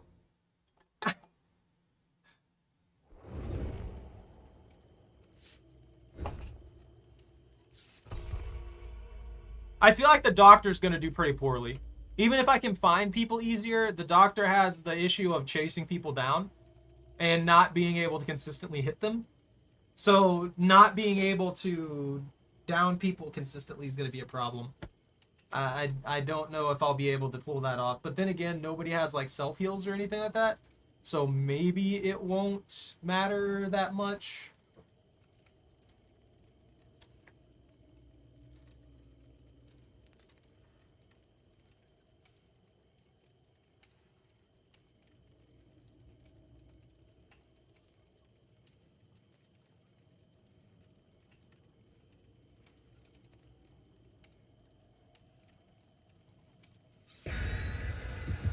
Wait, the camp meter deactivates when the... Interesting. I'm surprised that the camping meter deactivates when the exit gates are powered. Also, with the amount of time that it takes for the meter to fill, it kind of feels like a lot of people were just really, really upset about camping. But at the end of the day, the camping wasn't that bad for most situations. Because I don't think people usually get off from the anti-camping feature. At least I've only got off from the anti-camping feature like once or twice. And that was from someone blatantly just like face camping me.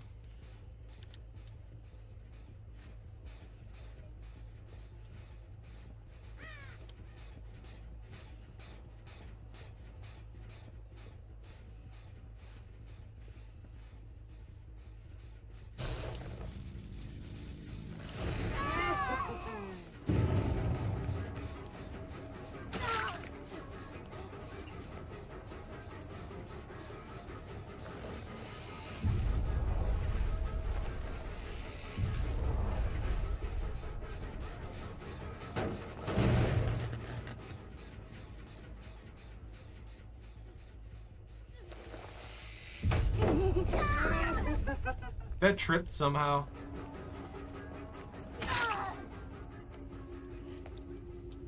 I don't know how I got that hit.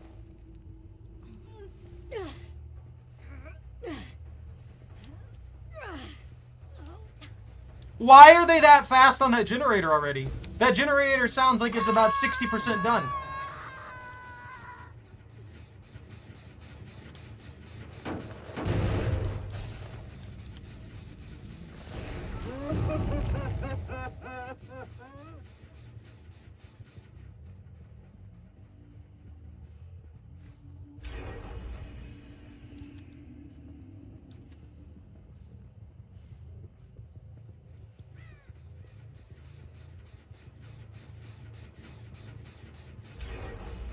Are you kidding me?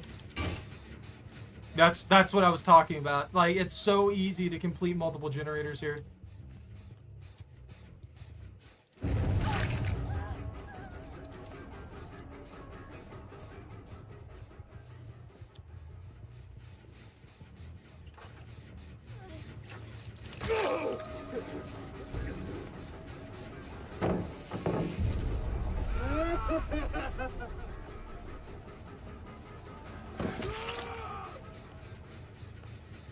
Mr. Belmont.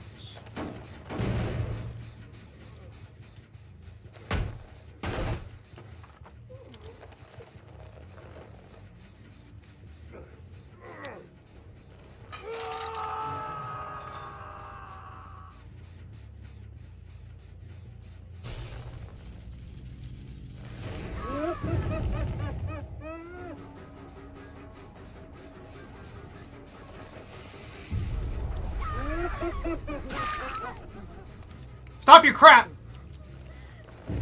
Why blindly rush for this guy?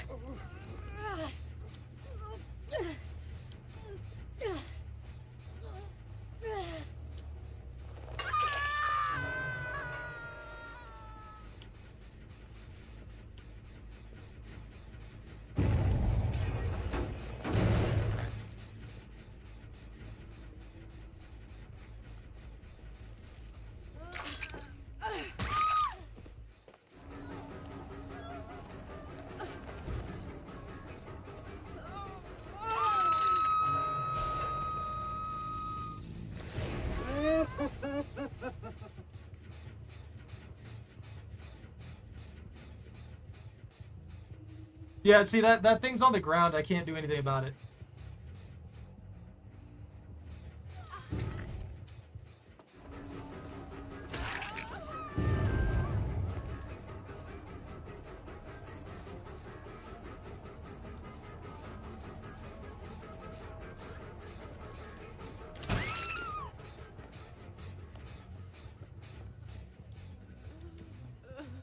The doctor definitely throws people off a little bit more in this game mode.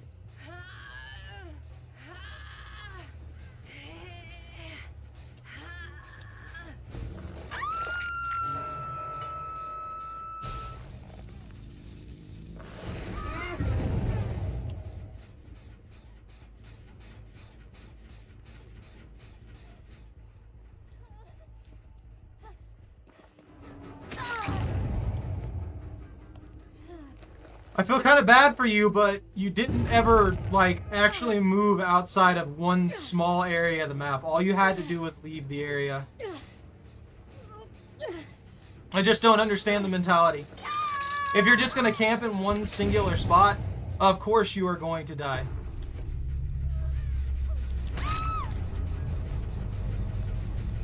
I'm not going to show mercy just because you constantly walk in front of me, you know?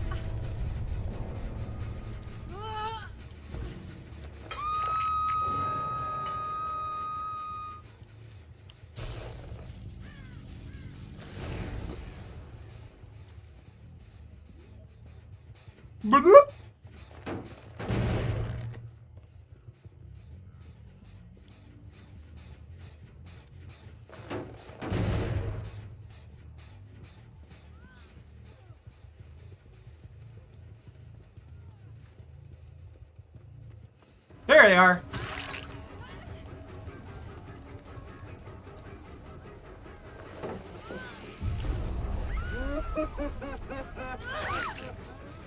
Why do that?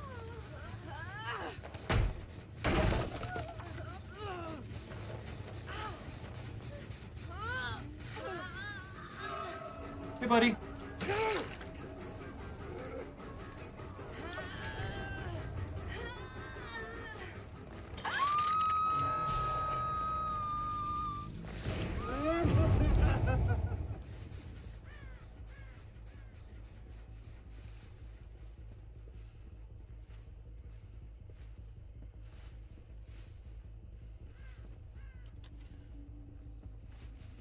Why are they not screaming super loud?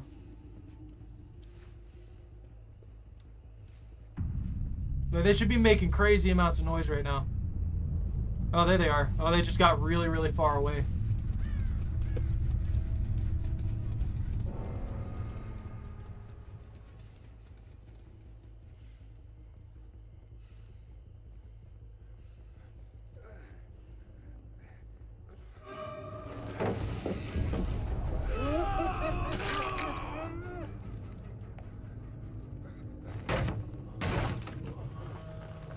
Oh, by the way, Pone, if you're still chilling here, they can get more of those candelabras from the,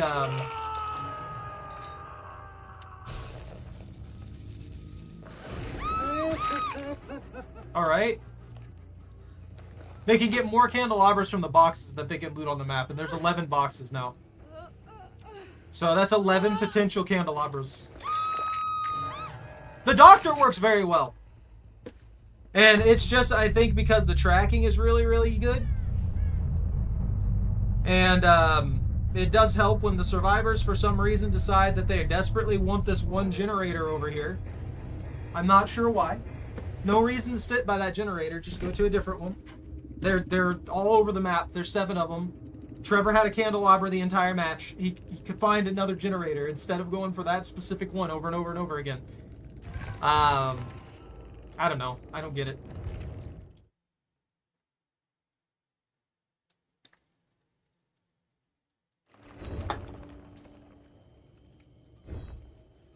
Let's see. So, basically, if you have good ways to disrupt the survivors by the innate powers, you have an advantage.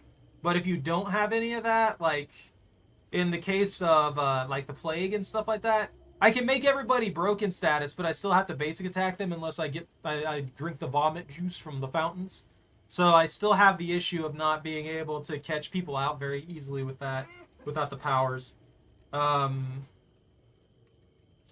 Ghostface, I think, might work fairly well, but also seems like he might be vulnerable to getting caught out himself because the survivors can stalk him or counter his stalking from a good distance. I'm wondering if he'll be in a situation where they'll be able to see him like Myers sees the other people, where he sees them out in the fog and he gets the stalk, but the R doesn't show up. I'm wondering if the same thing will happen to Ghostface, but in reverse. So if they just happen to be looking in my direction, they get that audio cue and they know that they're looking at me. And I know that they're looking at me. And it's just going to be that whole mess. So I'll get revealed without knowing how to, like, avoid being revealed, if that makes any sense. Legion? I don't know. I kind of want to try... I know the Knight will work fine. There's just no way that the Knight would not work fine, just because of how the Knight works. I wonder why Freddy's disabled. Is there some kind of weird thing that happens with his lullaby that causes problems or something? I know Vecna would work fine. Vecna has the ability to check things. As soon as I find somebody, I can just mess with pallets. Xenomorph would work fine. Just has quick travel stuff going on with them, and it'd be easy enough. Wesker obviously would work fine. There's just some of them that it's obvious how well they'd work in this game mode. I don't know. Oh, it was the Trapper I wanted to try. Let's give the Trapper a go. Because if the Trapper works like I want the Trapper to work, if they're obsessive over a generator or they're obsessive over a small group of generators, I can just have them running around corners and stuff like that and getting their legs snapped like twigs. It'll be interesting to see.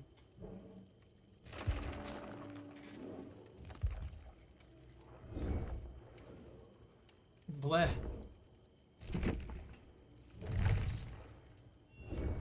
Oh, that's right. I can't look at it while we're waiting for a match to start up. I wanted to look at the thing and see how long the actual pathway is. Because if I can complete it and then be done with it, I probably won't play this game mode again. I like the darkness aspect and everything like that, where everybody needs to be stealthy and everybody has to be worried about terror radius and stuff like that. But I'm not really the biggest fan of all the other little stuff that they just kind of threw in on it. It feels like a lot of it just takes away from the fact that they want it to be dark and spooky.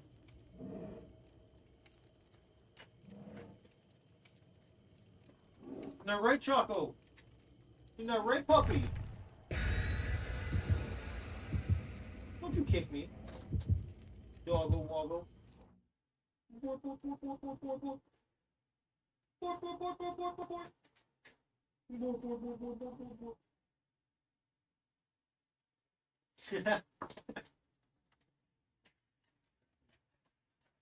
You know, as much as I've been complaining and saying that there are certain things they shouldn't have put in here, I'm going to give them credit for something. They're branching out with this. This is actually different, like majorly different from the base game. And seeing them actually try something outside the box, I appreciate. Like, I 100% appreciate this. They don't usually do anything like this. They stay inside the coloring book lines, and they never actually branch out or try anything that could be a little bit different or make things a little more fun to play. So seeing them actually adjust it really and really do something kind of crazy like this, I feel like is a good thing. On a side note, I also feel like this kind of darkness kind of thing, it would be good for the base game.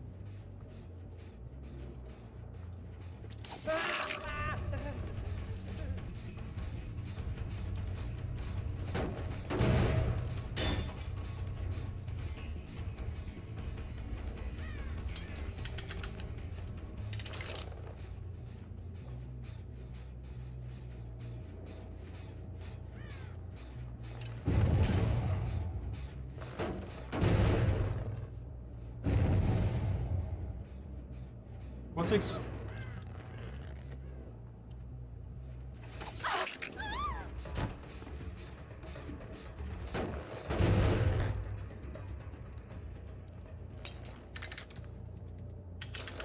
I gotta mess with them a little bit.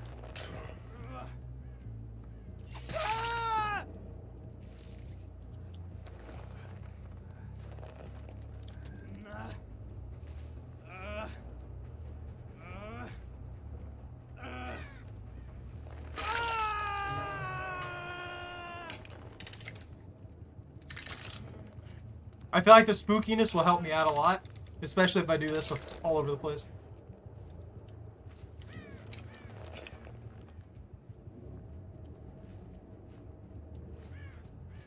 I feel so quick!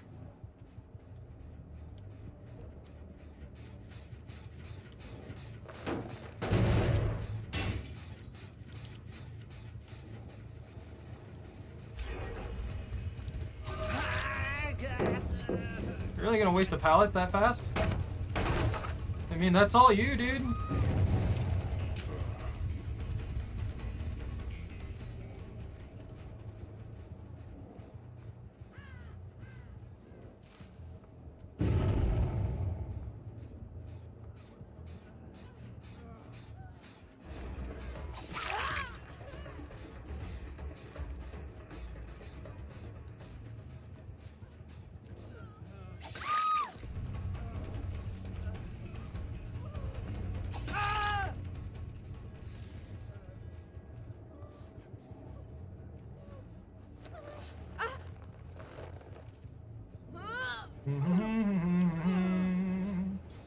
Da da do da da do.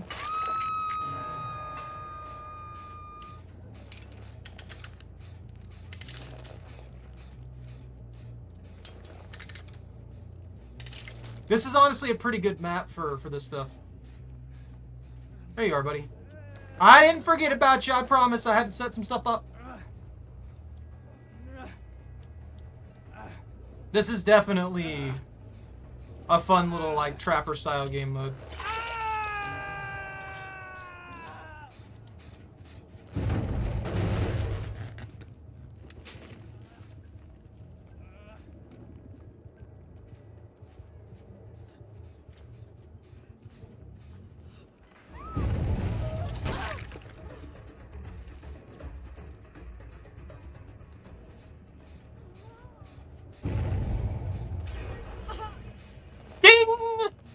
Generator's done!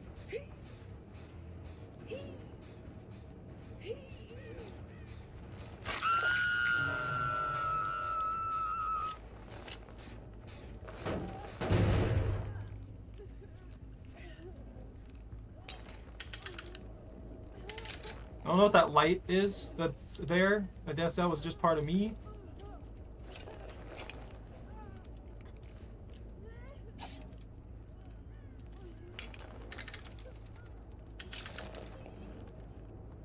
You see, I'm being punished right now, which kind of sucks, but there's not much that can be done about it.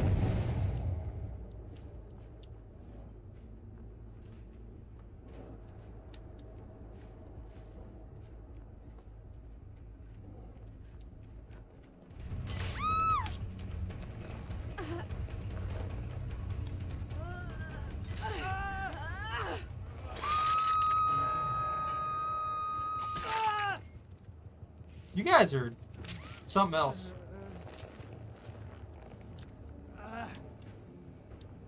Like, I'm not even doing anything right now. They keep walking back into the freaking trap.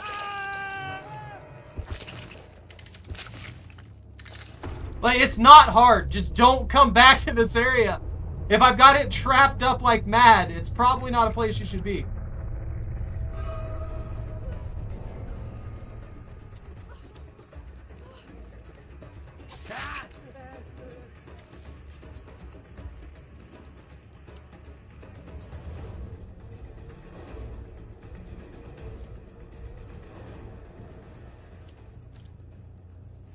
I lost him.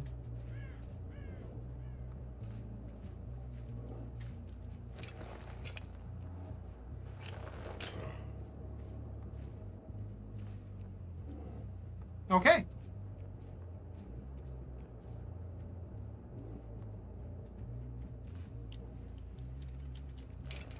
I'll put this right here.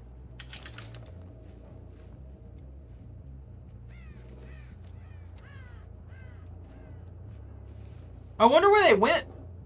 I should probably start rounding some of the other generators, though.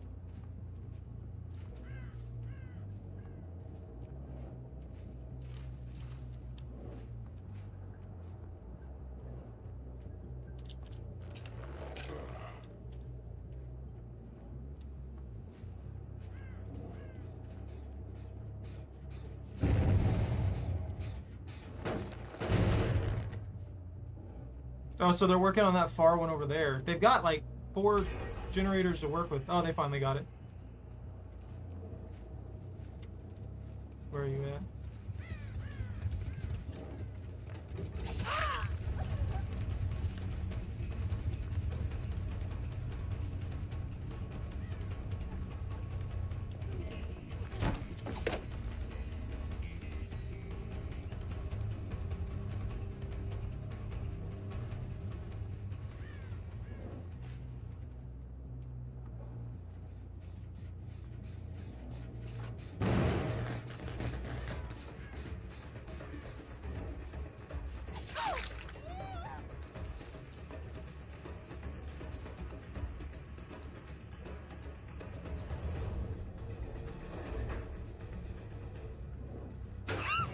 That was just stupid. That was begging for death.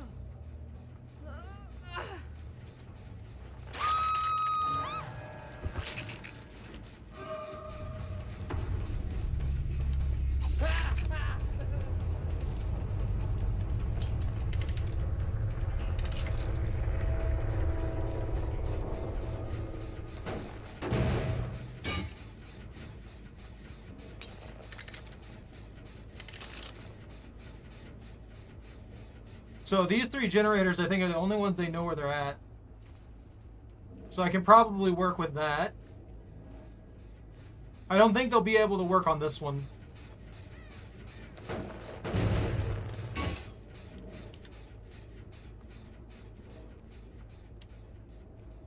I wish I could get those other freaking traps.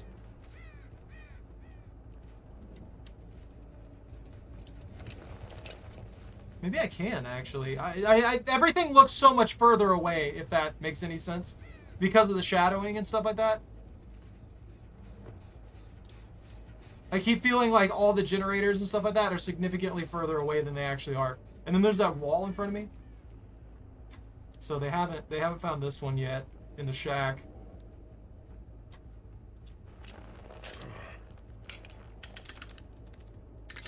Maybe I can play somebody with that from a distance and get them pretty good. I think they're running into a corner and then they're just healing up and they're going to come back. Which is kind of surprising that people haven't been doing that consistently.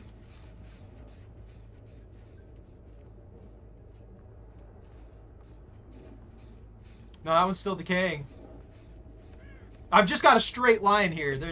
I don't really have anything else I need to do. Oh, okay, so that is what they're doing. They're just going to spam heal.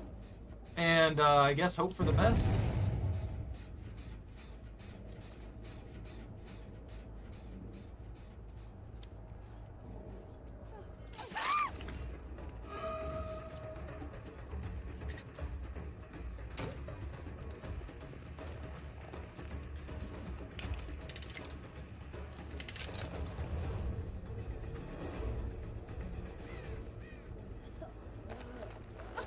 I think they might be dead. This is their third hook, isn't it? Oh no, it's only their second one. They're in an awful spot. I have to say, they're in 100% one of the most awful spots ever. If he wants to rescue them. I'm trying to stay away. Because that stupid 32-meter freaking freedom radius. Oh, wow. They're doing the... They just died so he could get out. But he didn't even do anything. He spent 90% of the match just freaking... putting himself in danger and not actually getting anything solved. Hey, duty. Yeah.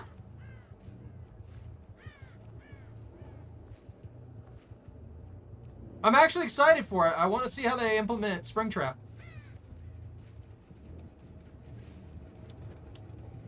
Man, I can't see anything.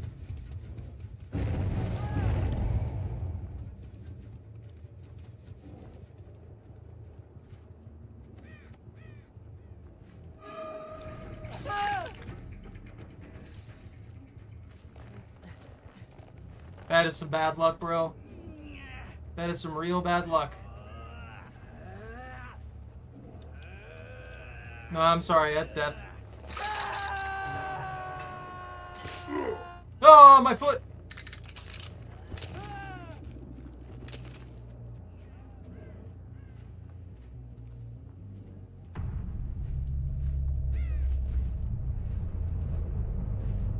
I have no idea where the hatch is. Hello? Hatch?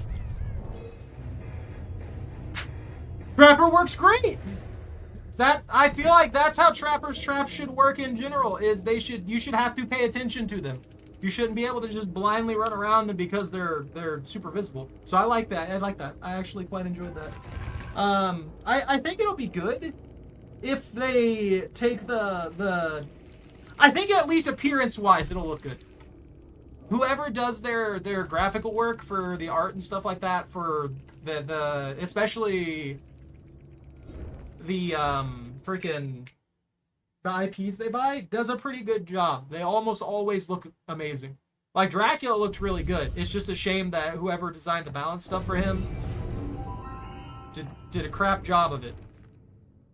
Sacrifice 4 survivors. Earn 100,000 blood points. Why make this awful?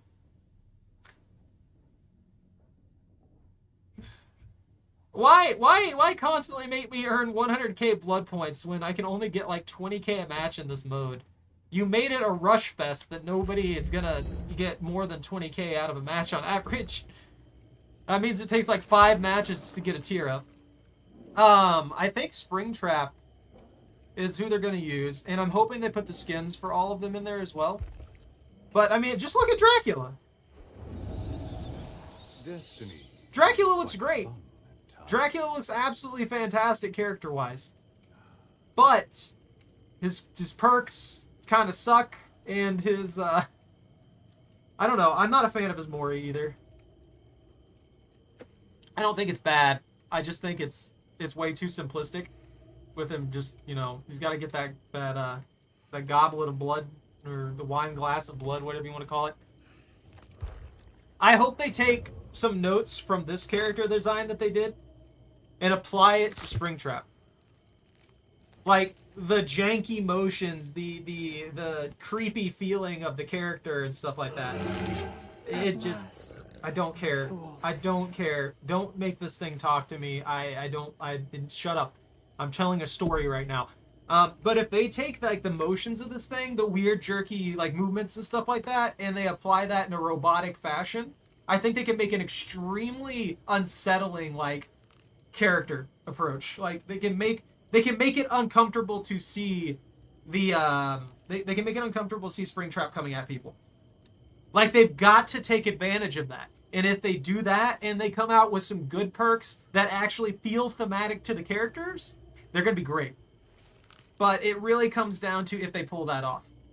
I think the biggest issue is that they fall short in the categories that aren't applied to the graphical design. Because this character's creepy. I hate this thing. I hate Johnny here. I don't like Johnny. I don't want to see Johnny anywhere near me. I don't want Johnny to exist.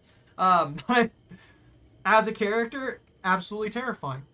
The lore I didn't really care for. I think it was kind of stupid, honestly. It's just kind of some weird, oh man, this spooky creature gets kidnapped by the entity. Woo! Okay, cool. But yeah. And then you go to the perks of a lot of the characters, and then you got, for some reason, everything that he has is centered around treasure chests. And I'm like, dude, this is Dracula. This is the penultimate vampire. Why are you doing this?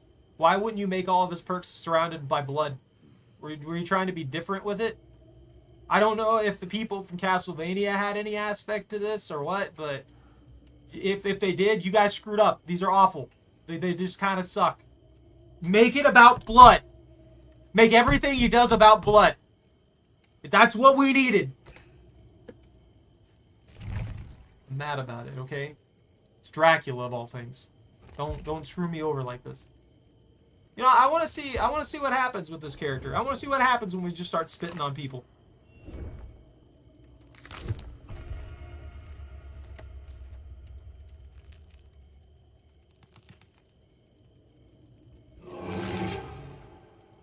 Don't do that.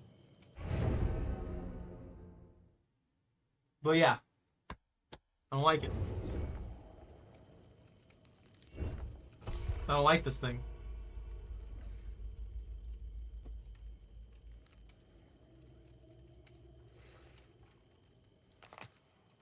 The same thing could be said for like Castlevania. The same thing could be said for most of the characters that they get the IPs. That's like, how do you mess up like the things for this? There's no way. It's very, very straightforward. And if you're really like consistently making things that don't make sense for the characters and stuff like that when it comes to like perks and things, ask your community. Like, the community gets a leak for everything anyway. If you're already working on that character, just use your community as a resource. Your community is going to tell you things that'll actually fit thematically. There's plenty of people who are addicted to like stuff from Castlevania and stuff like that who will tell you like, okay, well, do something associated with all this, and this. You know? I just think that if you're not going to try and make the character feel like the character that it is, you probably shouldn't be getting the IP for it in the first place. So if they screw up Springtrap of all things, I think they'll probably get the most backlash they've ever gotten, just because it is FNAF. You know, there's a bajillion and a half children out there who will just absolutely go full on bonkers the moment that Springtrap isn't properly represented.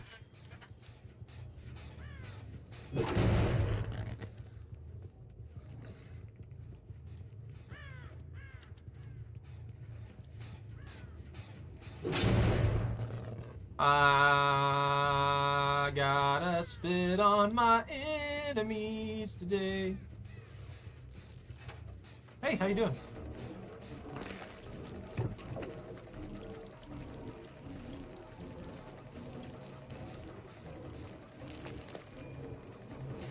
My man.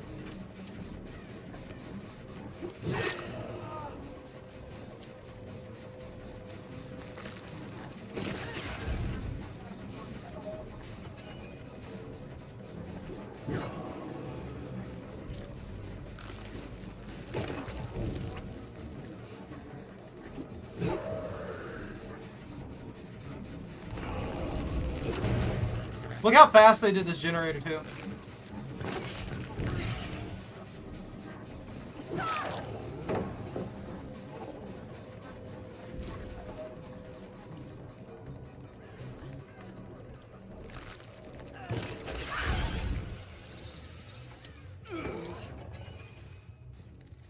I promise you, I'm going to put you on a hook. That's what you want. I'm sorry. I hate myself for saying that. But at the same time, that was their name.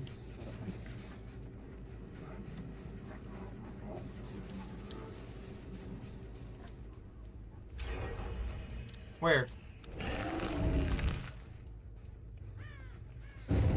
Oh, there's a save.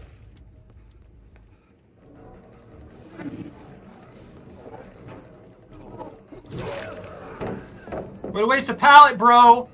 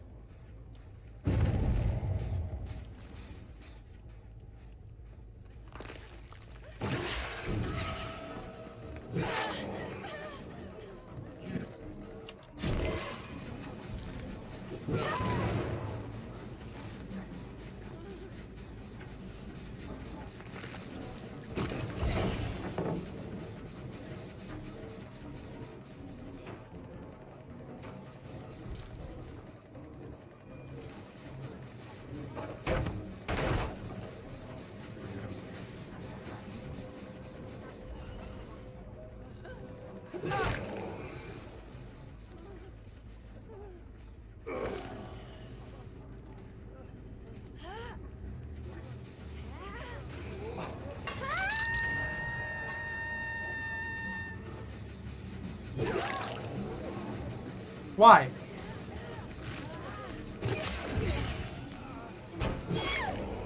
You guys are stupid. Again. Again, why?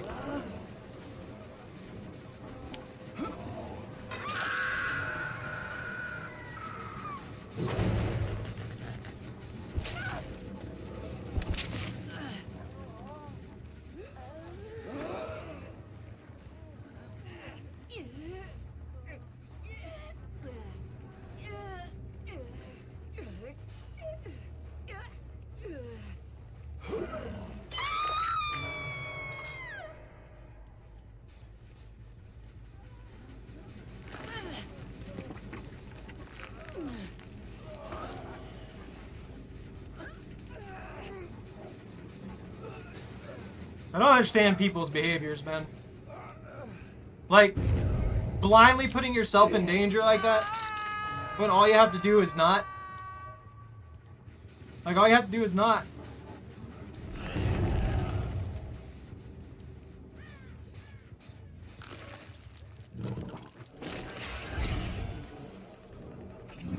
You're not even the one I want.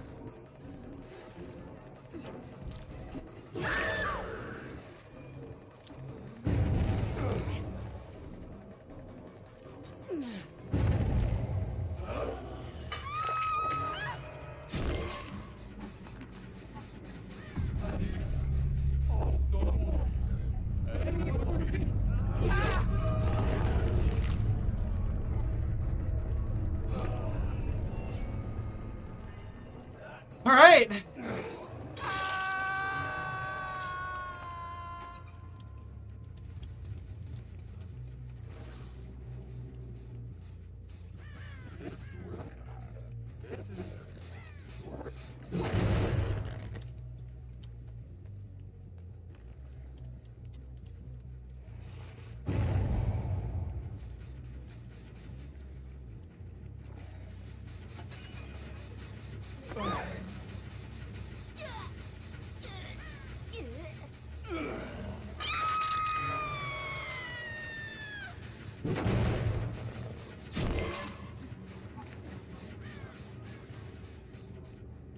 This thing's actually really freaking strong. Once you get a hang of the teleports and stuff like that, the amount of shenanigans you can pull off just being able to go to these specific spots, especially if you get them in really good places like near generators and stuff like that, you can cause a lot of problems relatively easily.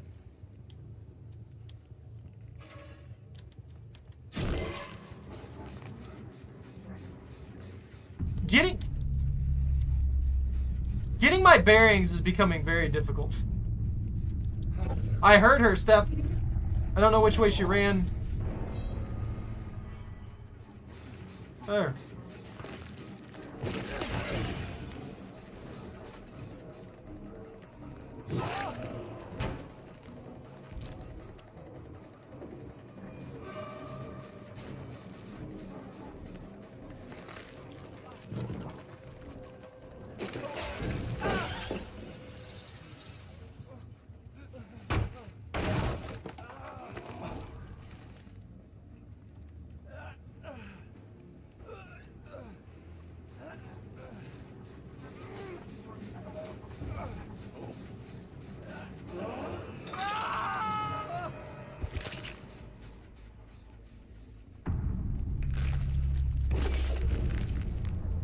She's not back there?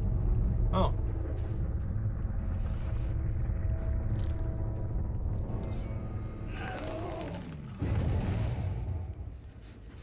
Did she, like, land on top of the hatch?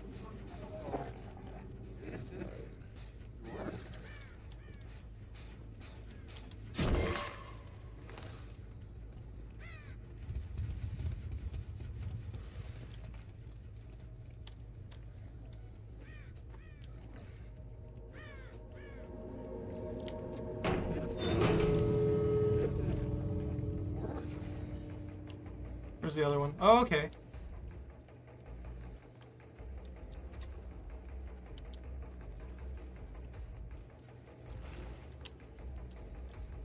Guess I can use that one. It's not the best, but...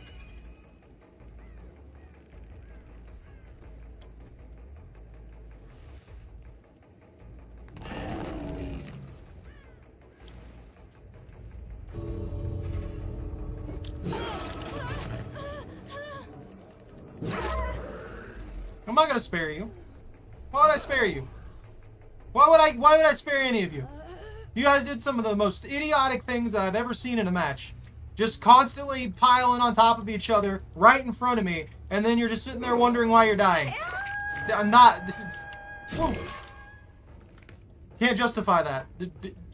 Yeah, there's no justifying that. Splurg!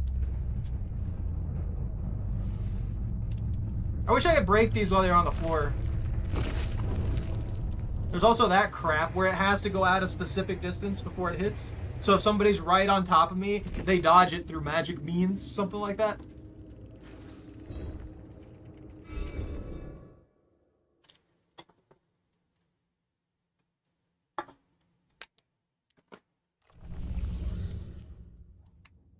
I gotta stop burning through my stash of Arizona green tea. I'm running real low. And I'm not going to the store until like Tuesday. And then this one's just earn 100,000 blood juice. And that one's 2 iridescent emblems. Complete total 2 of the following: a survivor, kill, destroy, adorn a candelabra, adorning a generator. Finish repairing a generator adorned by a candelabra. Okay. Safely unhook survivors, hook survivors. You know, I know this is a killer day, but I've been talking a lot of trash, right? I'm gonna do a match or two as survivor and see how it plays out. I'm gonna see if maybe I'm not fully understanding the aspects behind the freaking game mode or the candelabra and stuff like that. Maybe I just don't understand it. Maybe I'm not. Maybe I'm playing. Maybe I'm just like playing at my peak right now or something like that. Who knows? I want to see the difference though.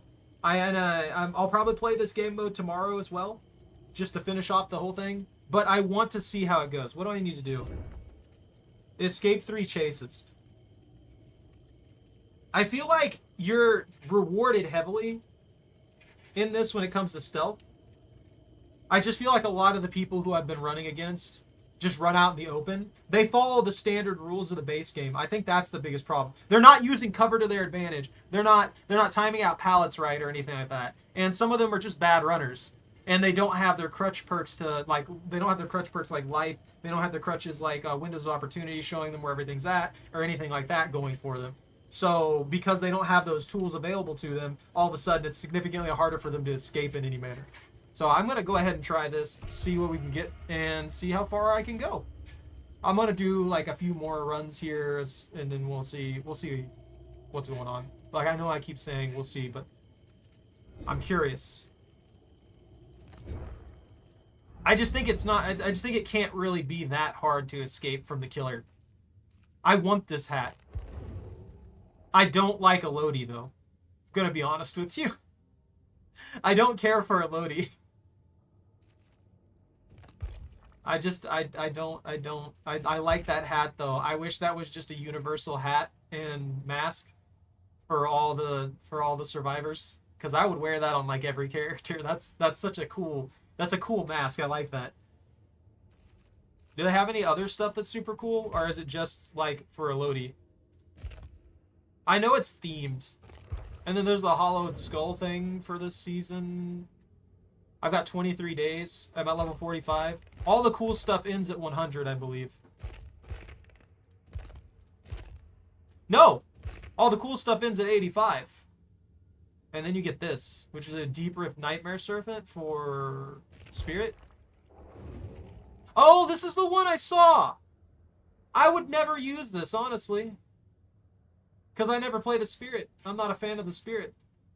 I like how pristine, like, the whole like, is it supposed to be a kimono? Or what's left of a kimono? I like how pristine it looks on the back end here. Like, all the way, there's hardly any damage on it whatsoever, except for that tear down the middle on her back. But you go to the front, and the whole thing's, like, frayed and tore up and ripped apart.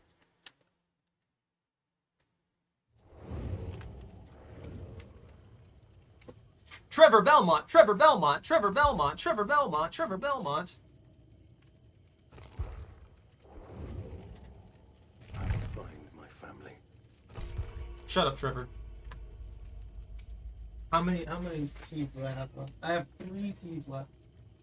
I have to make 3 teas last like 3 days. That's not happening. I may have to go to the store before I want to.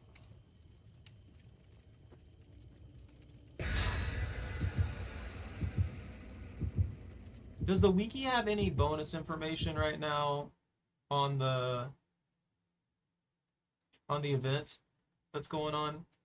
It's been 3 days. I'm sure somebody put something up. Why is the wiki of all things lagging? There we go.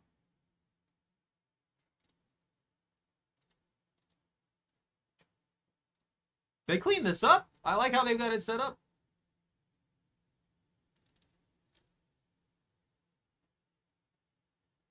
Half chapters, retired clothing. Ah! Oh, sorry. My face was lit up by a candelabra. I spooked myself. How shall I proceed? How do I use this? Okay, and yeah, it's just this one up here. I feel slow.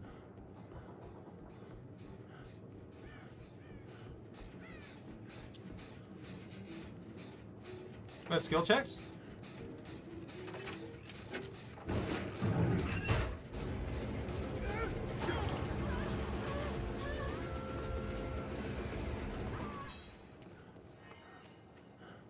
Man, they got wrecked.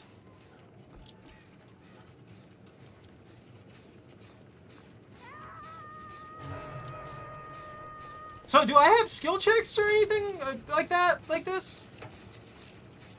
Do the skill checks still pop up?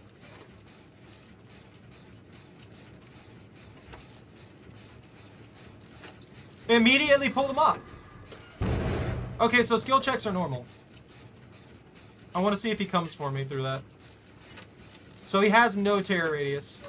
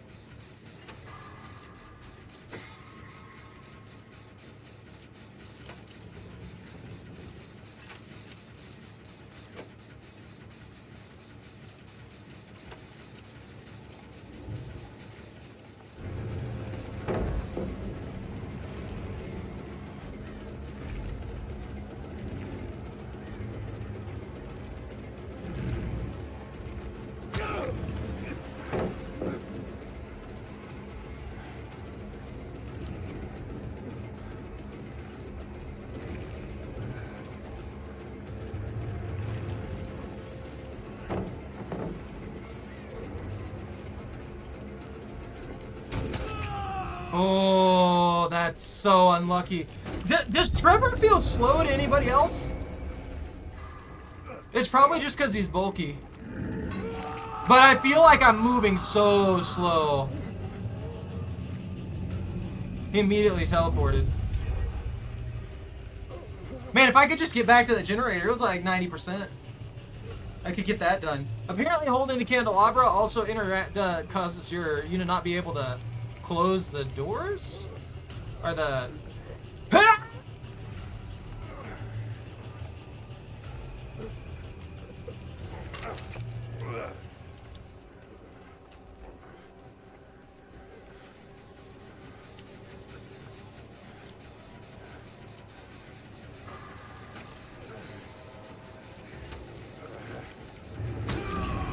Okay. Yeah, that doubles up. So the dredge is good for this too.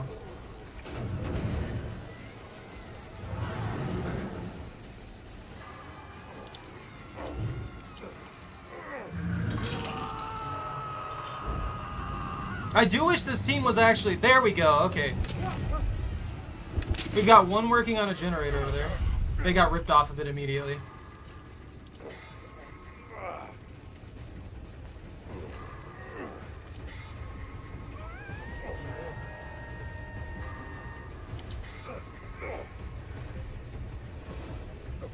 You get that gen, bro. He might immediately come for you, though.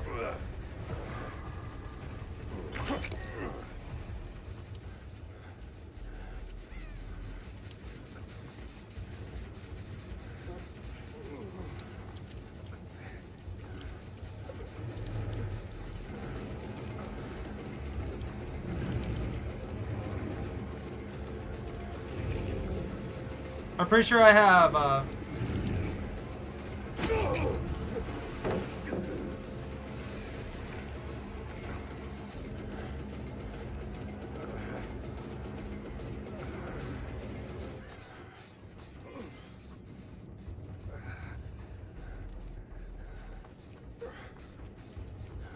Okay, I lost him.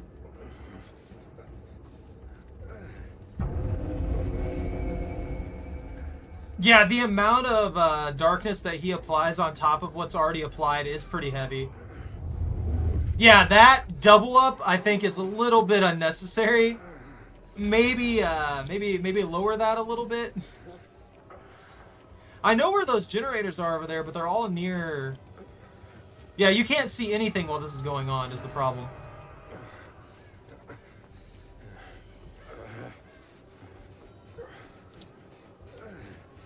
Lock.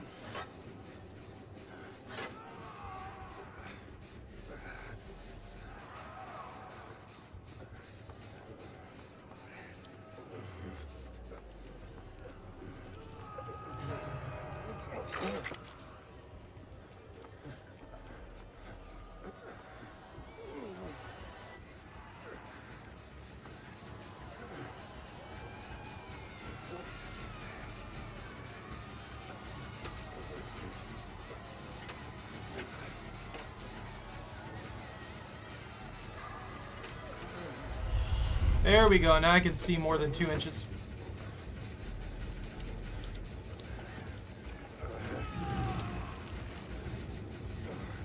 Yeah, just nobody's getting gens done right now.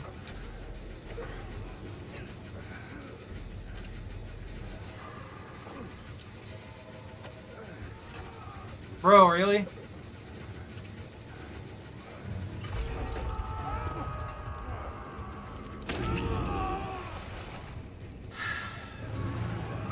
Why have that there? I forgot that was even a thing because it's such a stupid idea.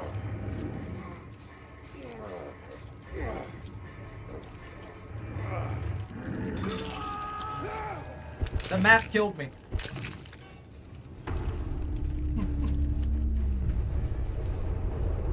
Alright. I don't think that was that bad. Died mostly because everybody kept being stupid. I want a team that's actually going to like put in hard on this. I want to see a bunch of randos actually like put in some major like focus up, because it's not hard to find generators. You just immediately pull up the candelabra, and congratulations, you found the generator. So that's not an issue. I am not surprised that there are more killers playing this, though. Just because the darkness aspect and everything like that, and the survivors not having 16 different ways to take endurance hits, really makes it a lot more balanced, I guess I should say. But they do need some kind of tool set put into the game that encourages people to actually utilize the stealth mechanics that are built into it. Because the biggest issue that I'm seeing here is that there's no stealth going on at all. And the radius at which you can see things is extremely short. Which means that unless you're a pretty decent runner in general, you're very, very likely to get caught and immediately hit and or downed as soon as the killer shows up, especially when it's something like the dredge, because the dredge noises are kind of subtle at first when he starts getting close, and then you have stuff like Nemesis that's extremely loud. So again, killer dependent, you can be put into a really, really bad situation. And if the killer has like aura read and stuff like that, it circumvents the entire aspect of it being darkness. So when you have something like Michael Myers, who can like scan people and stuff like that, it puts a lot of pressure on the survivors to get away with stuff. So they've got some stuff going right, but I don't know. I think the whole candelabra thing is a little weird. Maybe just, I don't know, maybe just the noise from the generators and stuff like that. The candelabras, I don't feel are necessary. I do think that maybe it would be wise to allow 1 to 2 perks. Like 1 to 2. That would be pretty fun in this one. Like you allow a half perk setup. That would be pretty fun because that would balance it out a little bit more and make it to where everybody's not just like running around without having any kind of utility whatsoever. Because you can't bring in items, you can't bring in any of your perks, you can't bring in offerings, nothing like that. And it results in a lot of the play just being very one-sided, depending on what's going on.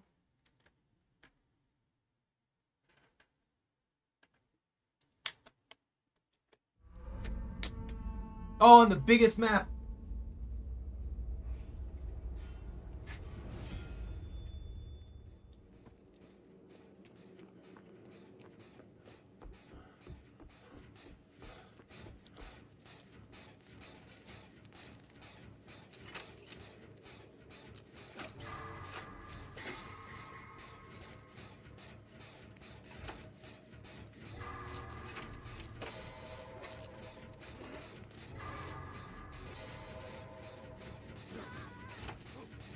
Don't lead him to me, please.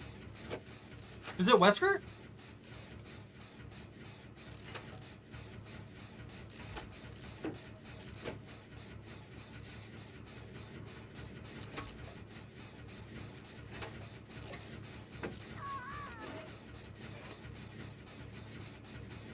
Well, they got caught, but we might get a gen out of it.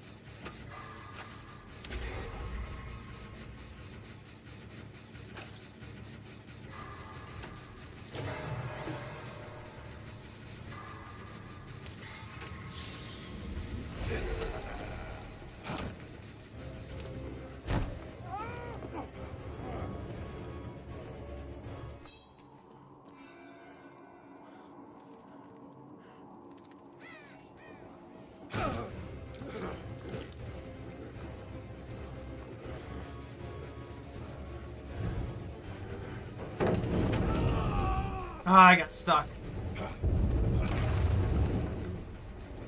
If I could just get that generator done. Oh, the basement crap.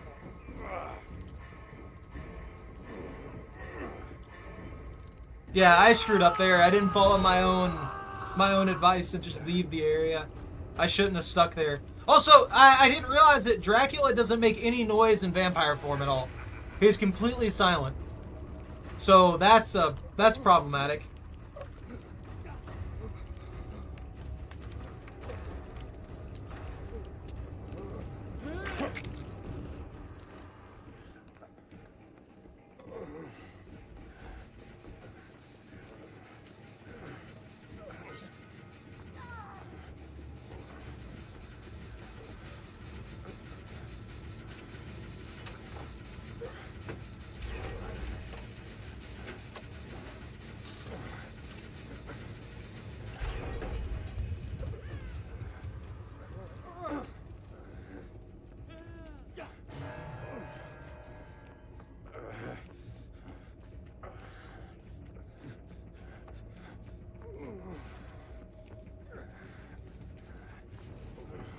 Okay, so the nearest generator is right where they're at.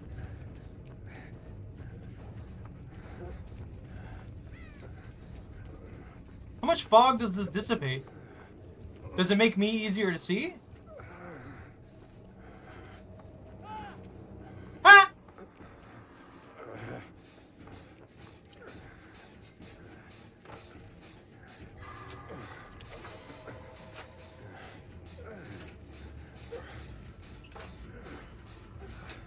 I wonder what happens. Can you hit Dracula in bat form?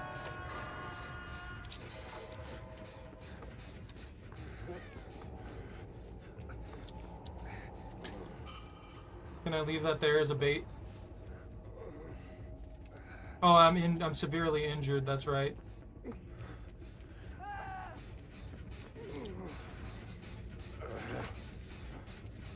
If we can get this done, this will be the 4th generator. And then they just have to figure out one other generator. And that guy's only been hooked once.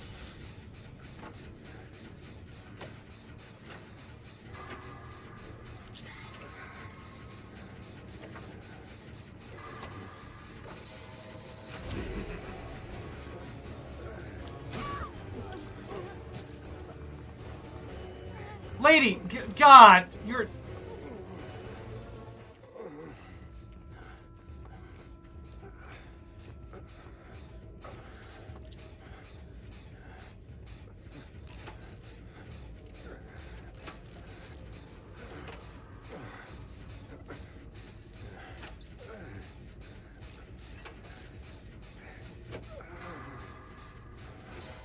Yeah, this is just, you can't freely get rid of the vulnerability that you normally have.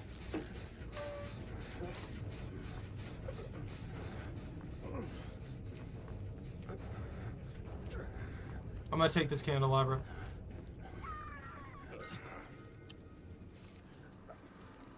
Oh, you're gonna heal me? Is this your candelabra? Do you want it back? I'll give you back your candelabra if you want it.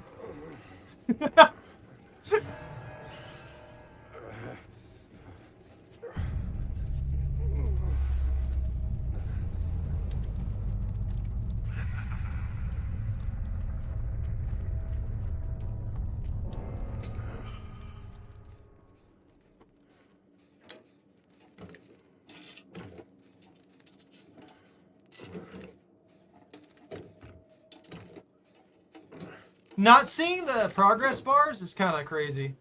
Okay, so it's just a candelabra in there. I was hoping for like a toolbox or something, you know?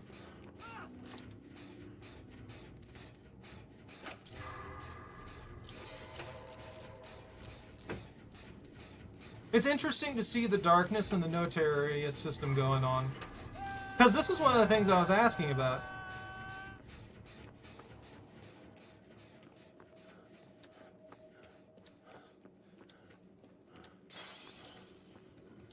Okay, he teleported off. He's going to probably check the other generators.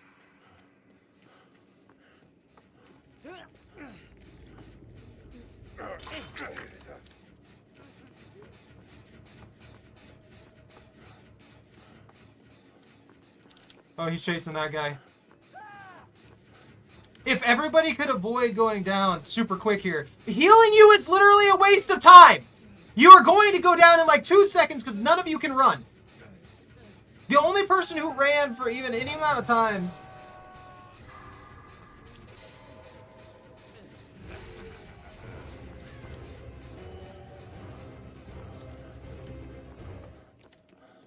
And he immediately went for that guy. Where's the other dude? The other dude's right over here.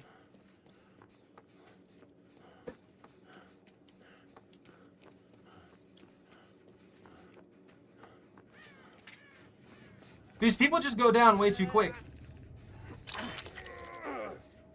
Why do you want me to heal you underneath?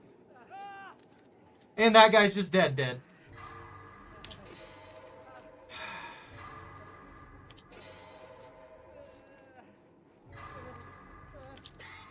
The amount of like crutch perk stuff that these people must have had to just to do this badly.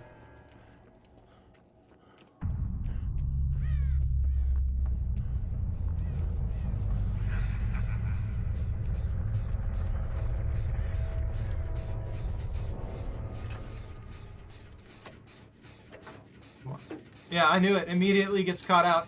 Because he stayed in a stupid spot.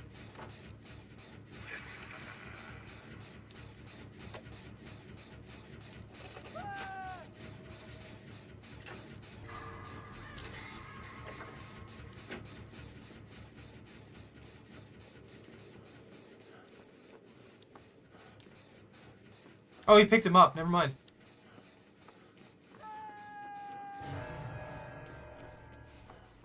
Let's see who wins the gamble. Me or him?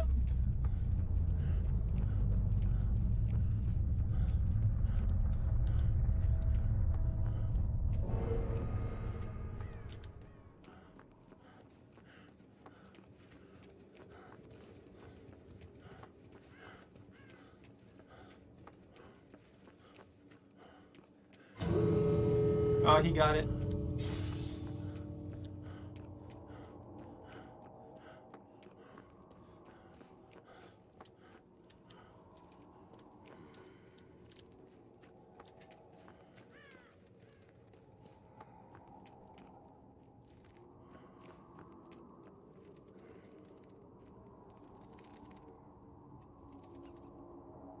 It doesn't help that he's completely silent.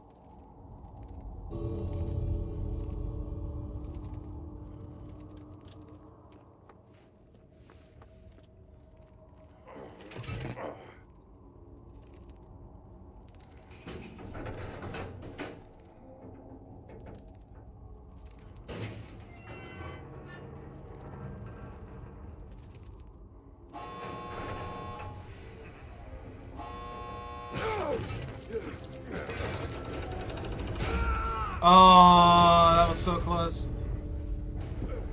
Yeah.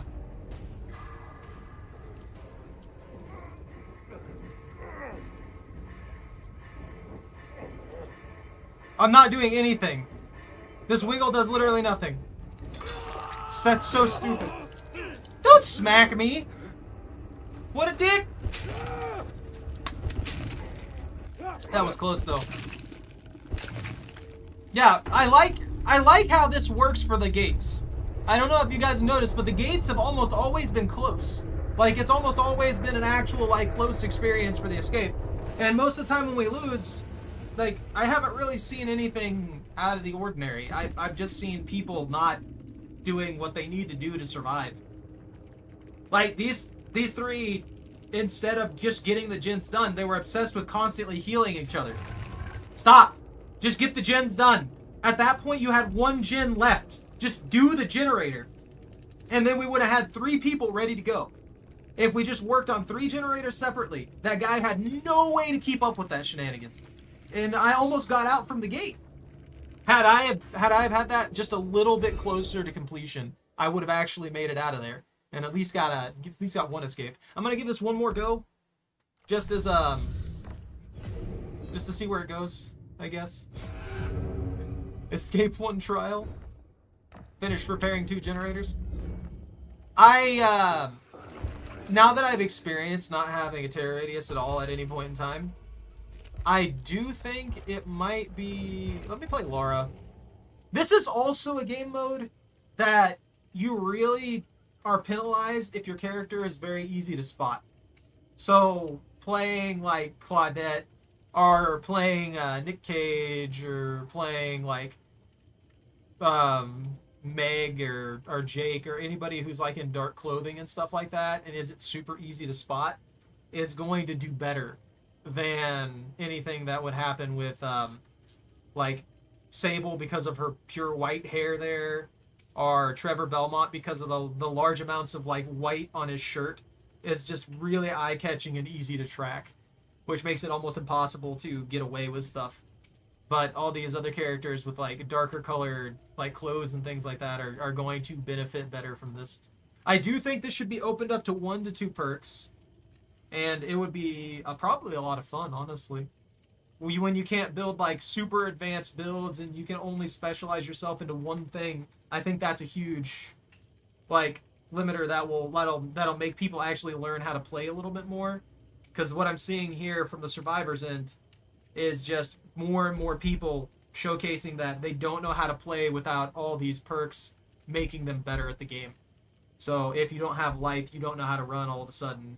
I'm not even running well, honestly. So I've been relying on Lithe a little too much. But at least I'm running for a little bit. Whereas most of these people aren't running, like, at all. They're not getting away from anything. And this guy, soon as he's in visual range, he's dead.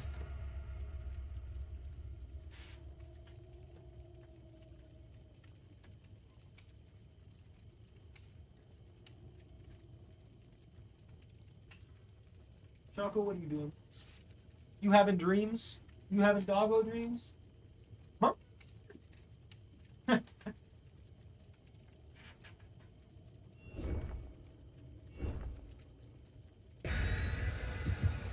He might be pretty easy to spot too.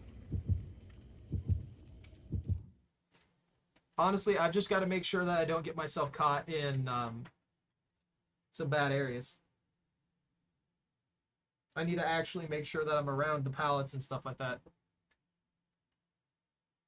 Ooh, before this match starts up, give me just a second here. I forgot to turn off the AC.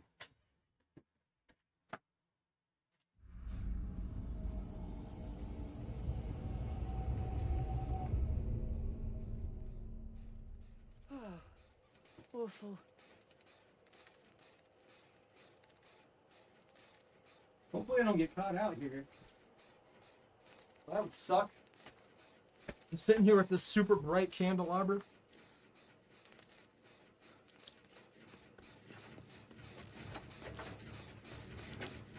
Oh, everybody's over here. Well, I'm leaving.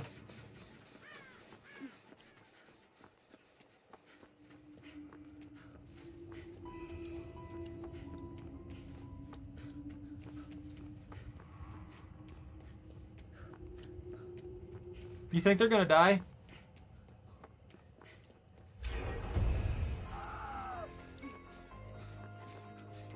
Brain dead.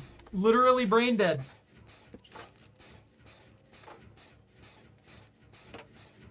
Like, I'm not even joking either, like, straight up. Just, they heard his thing tick. There's 3 of you there. Actually do something. Get out of the area.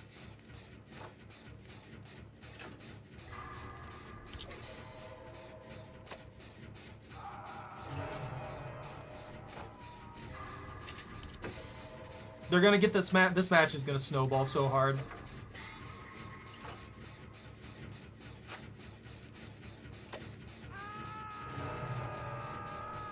I'm lagging! Why did I lag? Maybe I can get us a second gen, catch us back up.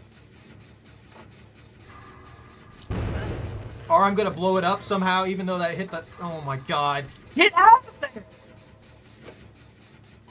Actually infuriating! How are people stupid like this? Just freaking leave the area!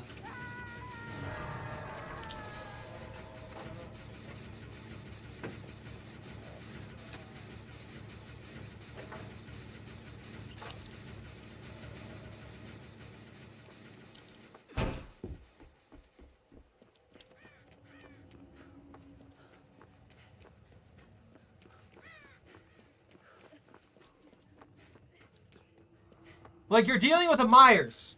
Don't even heal. Just get generators done.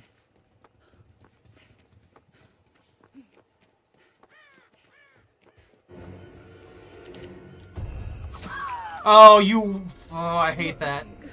Absolutely detest that. I do it all the time, though, so I can't complain. That is sometimes the most annoying thing I've ever seen in this game. When a Myers just, like, gets to 99, and then the moment that they get close to you, they just immediately pop it. It's so effective, though. It just works. And then he runs! He took my candelabra for no reason.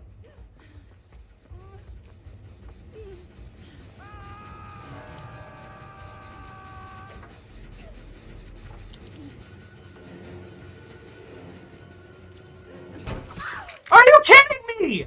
Got to get out. Why is everybody in this corner now?!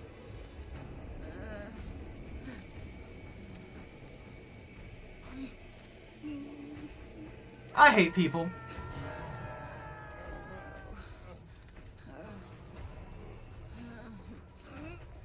The chair. The amount of stupidity. The amount of actual stupidity.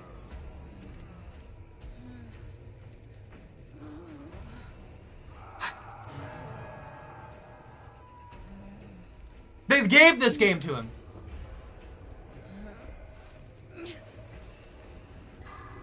Come on.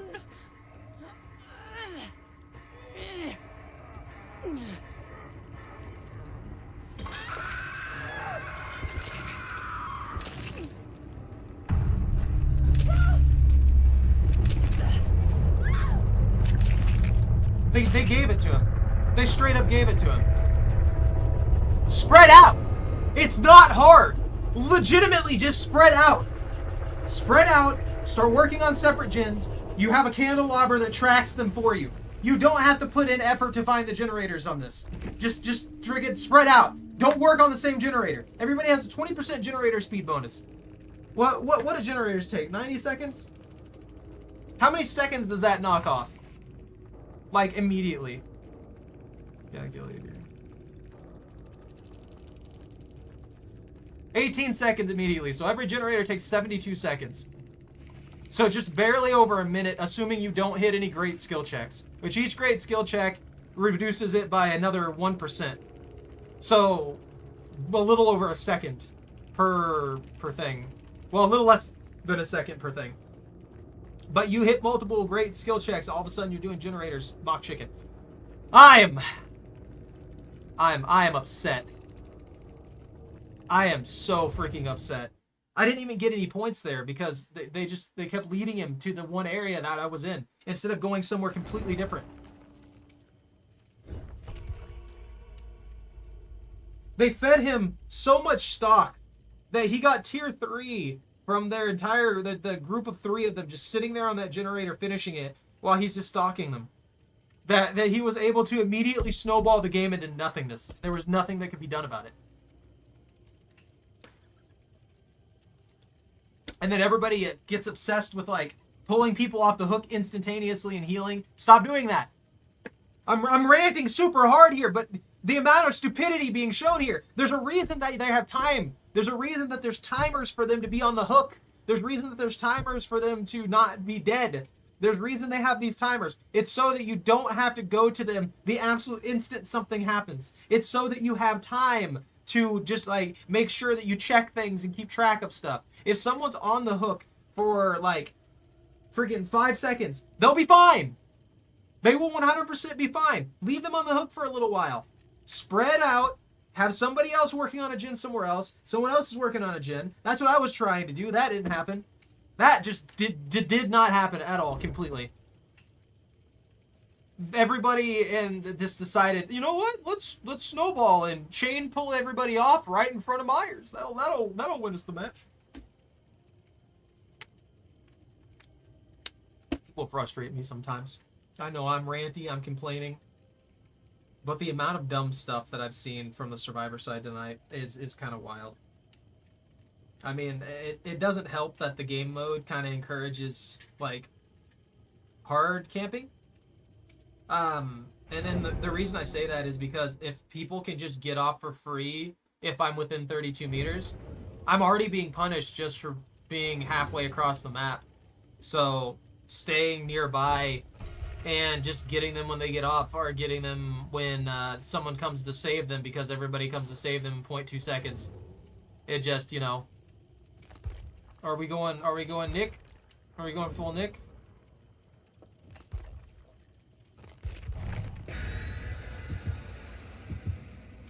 They're gonna get caught. Actually, maybe not. I don't know. I do like that shirt though. I actually really like that blue shirt he's got on there. I wish I had that. Hopefully they know what to do though. Hopefully they have a rough idea of how to play the game and don't just sacrifice the entirety of it. Hey, Lobster. Lobster, I don't care. All I know is I want the shirt and the jacket. I actually like the jacket. I'm not a fan of leather though. I'm not a fan of leather jackets. Where's the nearest generator? Is there one in the corner somewhere? Woo, woo, woo, woo.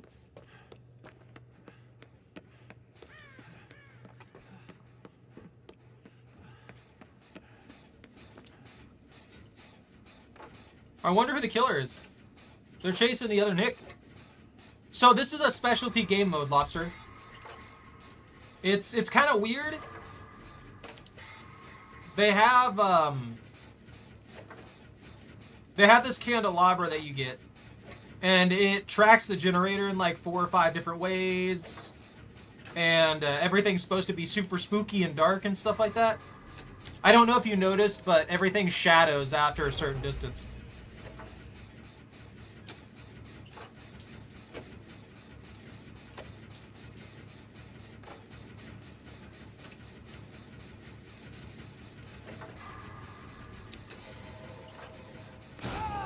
It's Dracula!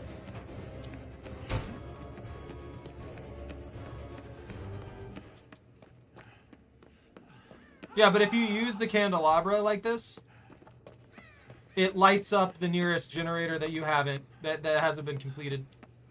Also, I'm not a fan of Dracula in this. When he's floaty vampire man, he makes no noises at all. Which makes it very, very hard to not get screwed over.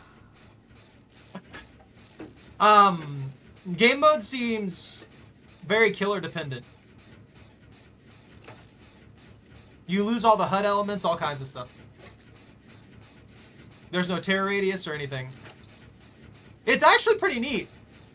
I think if they took elements of this, it would probably work really, really well to implement a lot of this into the main game. Like, we could add the spooky element back into it.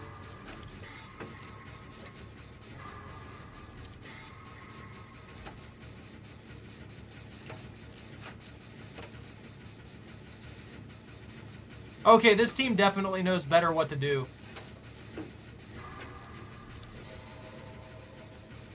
Is that still not done? That looks full speed, dude.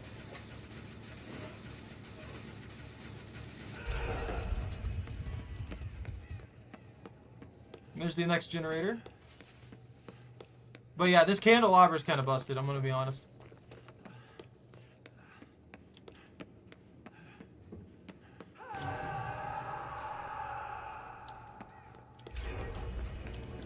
Dracula!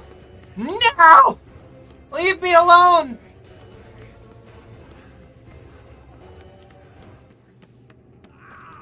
Did he stop chasing me? Why? No, no, there he is. No, no!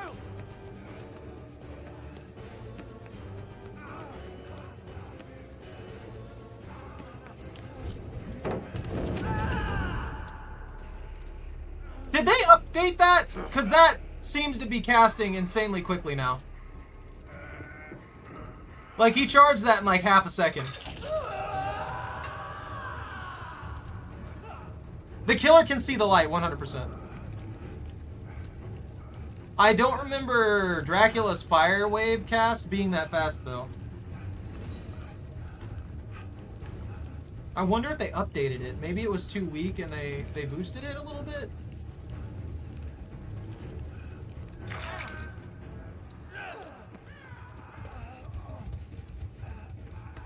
He took my candelabra. I just need to get one more generator done.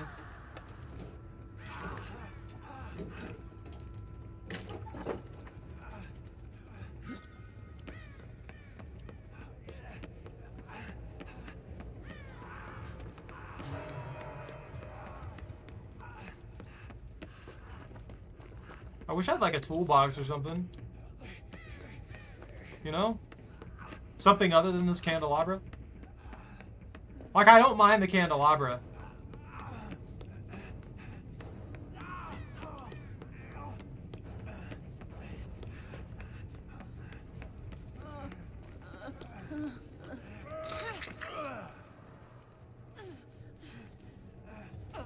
Maybe I'll be able to get this heal off since they're being chased. Come on, heal faster.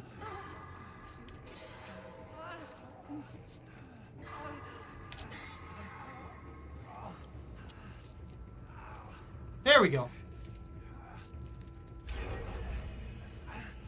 Yeah, they just take my candle. They took my candle.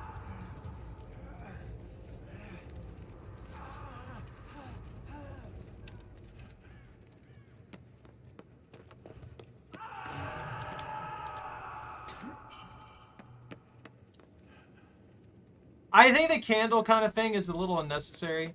Why are you camped on the guy on the hook?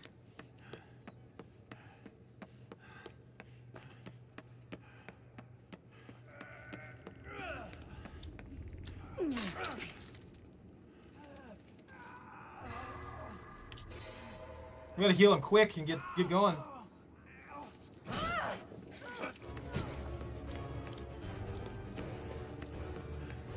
Oh, he's gonna hunt her down, huh?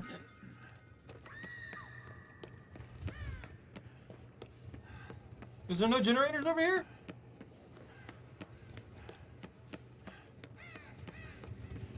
Oh, they got this one done.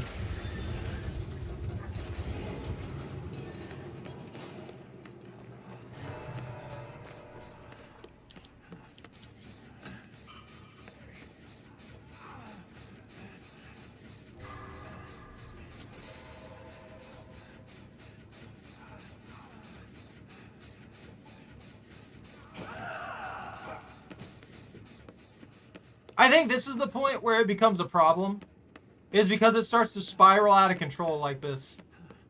And that's why I think this game mode probably should have like a perk or two involved in it.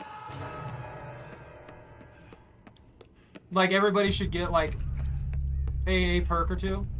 I don't know if this is a good idea, bro. He's gonna bat his way over here or walk over here or something. Smack somebody.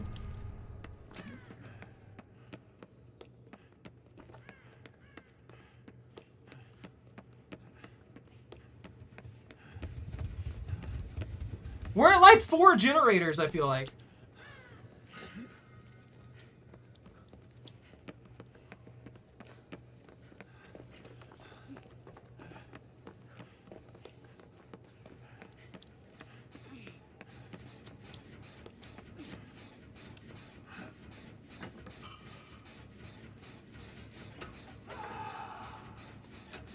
Well, he got down somewhere.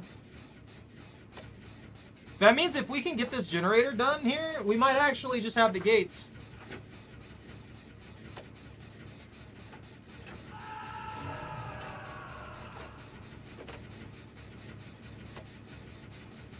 Can I get a skill check?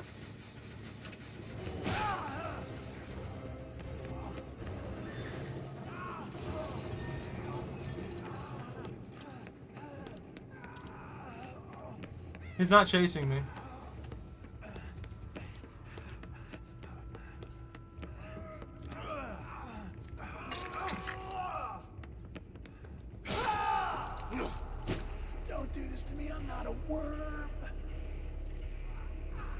Why, dude?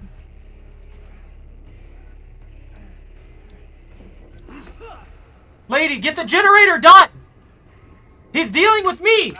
He put me on the hook, get the... Oh, she's sneaking. She's right next to me.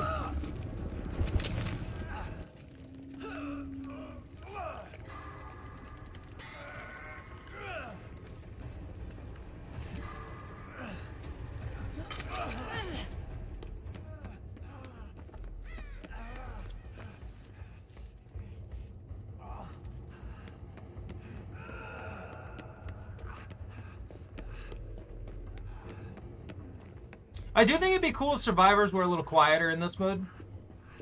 I know that they say they have something like that on it, but it doesn't feel like it.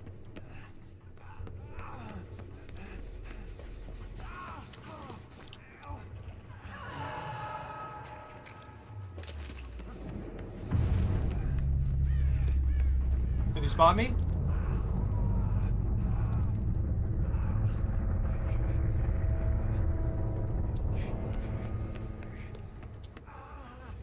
He's camping it.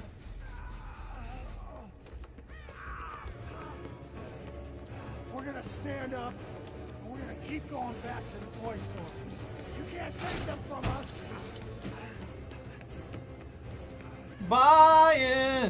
Buying some time, yes I am.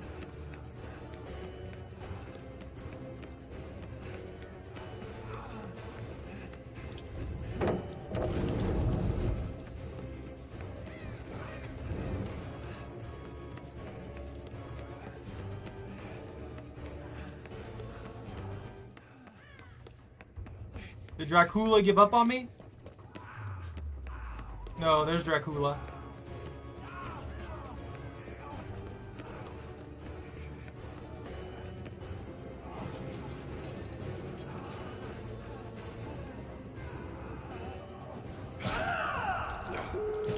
She got it! I bought the time!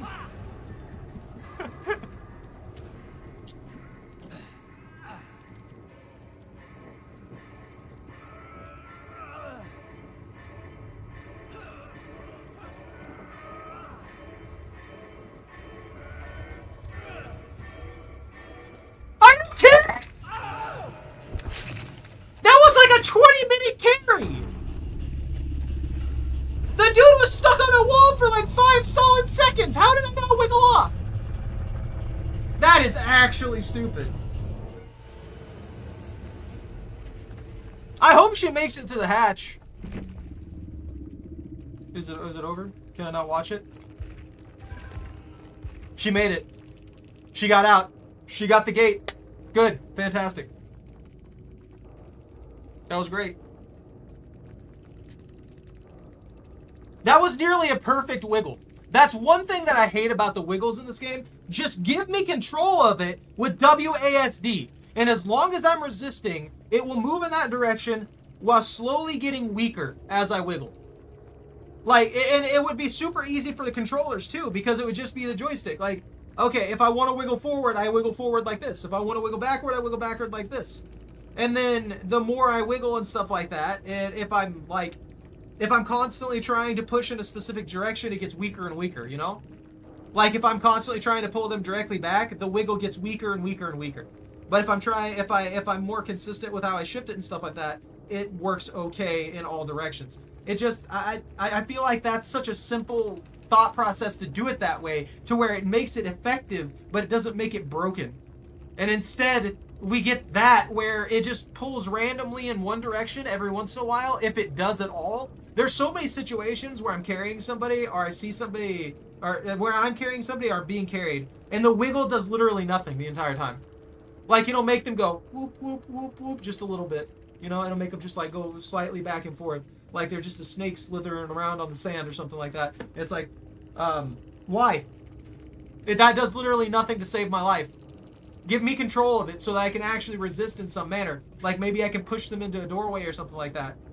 They have all these other, like the killer has all these options to control that. If someone's trying to get you with boil over and you're being pulled specifically in one direction super hard, all you have to do to counteract that is turn your screen. So if they're pulling you this way, turn this way, and they'll immediately start pulling you the way you want to go. Stuff like that. I don't know, they frustrate me. That was dumb. That was really, really dumb. That I wiggled the entire freaking meter and it meant nothing. What the heck is that? A BBQ invitation? That's super old. That shows you when I stopped playing this game. This is an interesting game mode. I can't say that I'm too impressed, but I'm not too upset either. I think the way they did this isn't too bad. I don't think the weird little, like, spooky eyes need to be in the background. I don't know. They just look cartoonish to me. I like how the fog is. I like how I limited visibility and stuff like that. I like how the sounds are dampened, but it doesn't really feel like the sounds are all that dampened. I can't hear anything over the freaking chase music anyway, so, you know, that's wonderful. Terror radius and survivor scratch marks do not exist in this mode, so you never hear the terror radius before they're on top of you. I think either the view range for survivors could be increased by like a few meters, like 2, 3, or they could maybe make the terror radius start showing up at like half distance. Something like that might be pretty cool. I personally would prefer just like 2 to 3 meters of vision Because if you get caught in the corner or something like that, you're in a bad situation and things.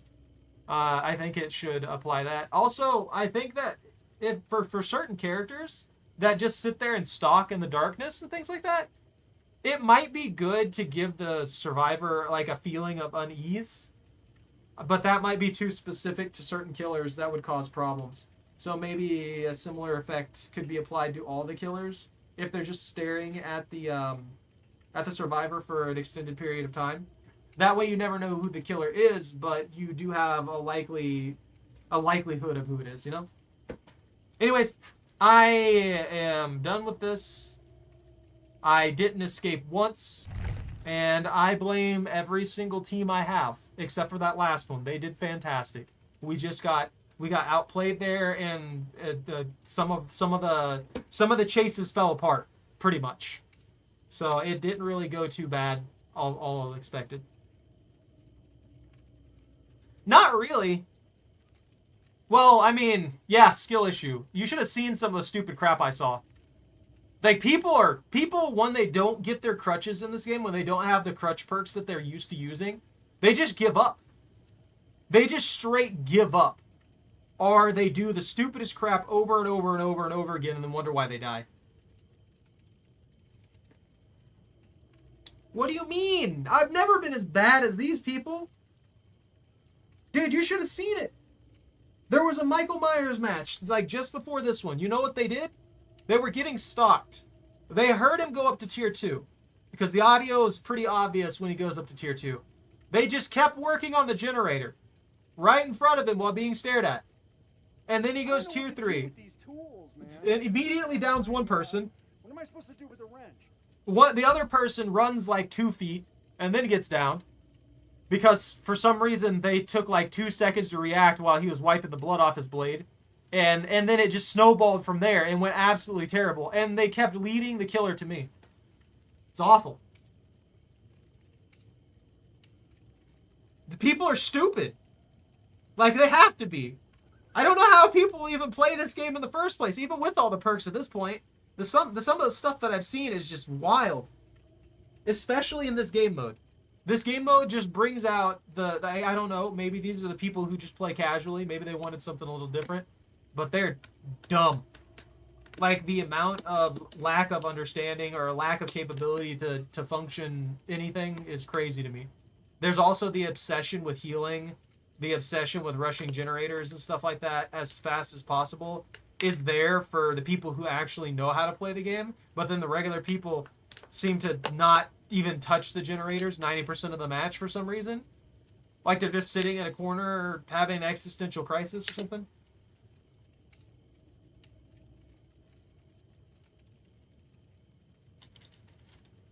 Yeah, I know. I mean, I understand that. That doesn't make it any less frustrating, though. Like, you should be able to play the game as the game's base level. I feel like if you can't play the game without having all these, like, little crutch things on you, then you might need to just take the perks off and play the game without the perks for a while. And that way you can at least learn something about the game, because maybe there's a reason you keep getting caught. Maybe there's a reason that you don't play well unless you're playing with a very specific build. I'm just saying, that's my opinion, and that's what I've observed in this. I mean, I'm not running very well either. I do think they should probably bring like 1 to 2 perks into this game mode, and it'd be a lot of fun. That way, people have a very, very strict thing that they can do with it, and they'll have a very strict variety of things that they'll be able to work with. That way, you can't really like super synergize with people with generic builds. The only way you'd be able to synergize is if you had a 4-stack. And even if you had a 4-stack, each person would only be able to do one thing. Meanwhile, I go to Survivor or something like that in the regular game mode.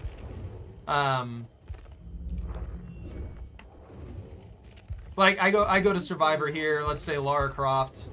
That's the shenanigan build here. I put on something like this, or I swap out for Stakeout or something like that. And I can do, like, everything. I can run because I have life.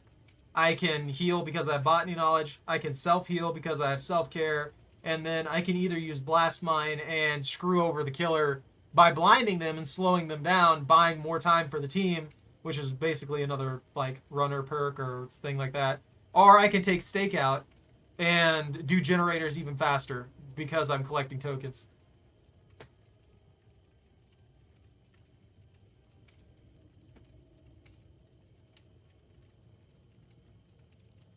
Moira's so cheese, though. Shark likes Moira, too, and I'm just sitting here like, Moira's garbage.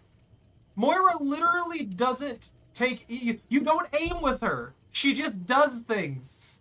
She just sucks on people, and it kills people. You don't have to have any aim or anything. That's why I play Soldier 76.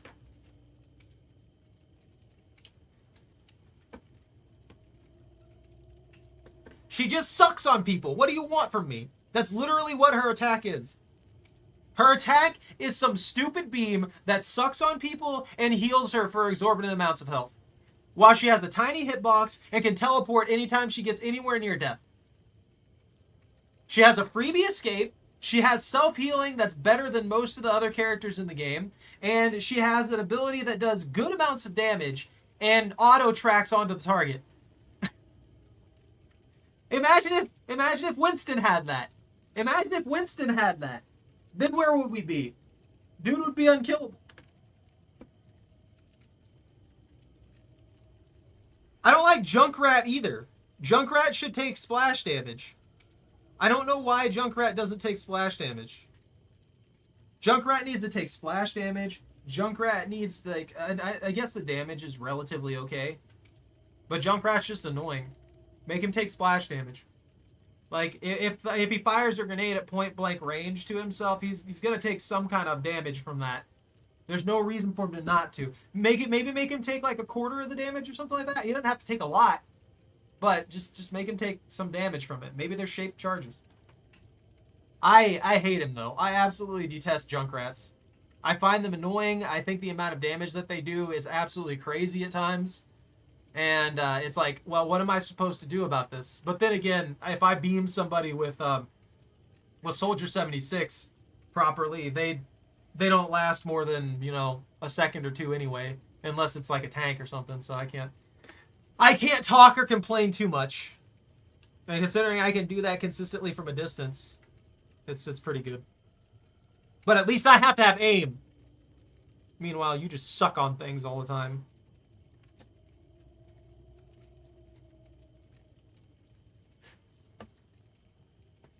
You gotta aim. I like Orisa too, which also requires aim. Maybe that's it. Maybe I just like it better when there's like a first-person shooter aspect to it or something like that, or I have to be accurate. I also really like Reinhardt, and Reinhardt has like 180-degree swing arc that hits everything within a half a mile, so maybe I don't necessarily need aim. Maybe I just don't find Moira fun.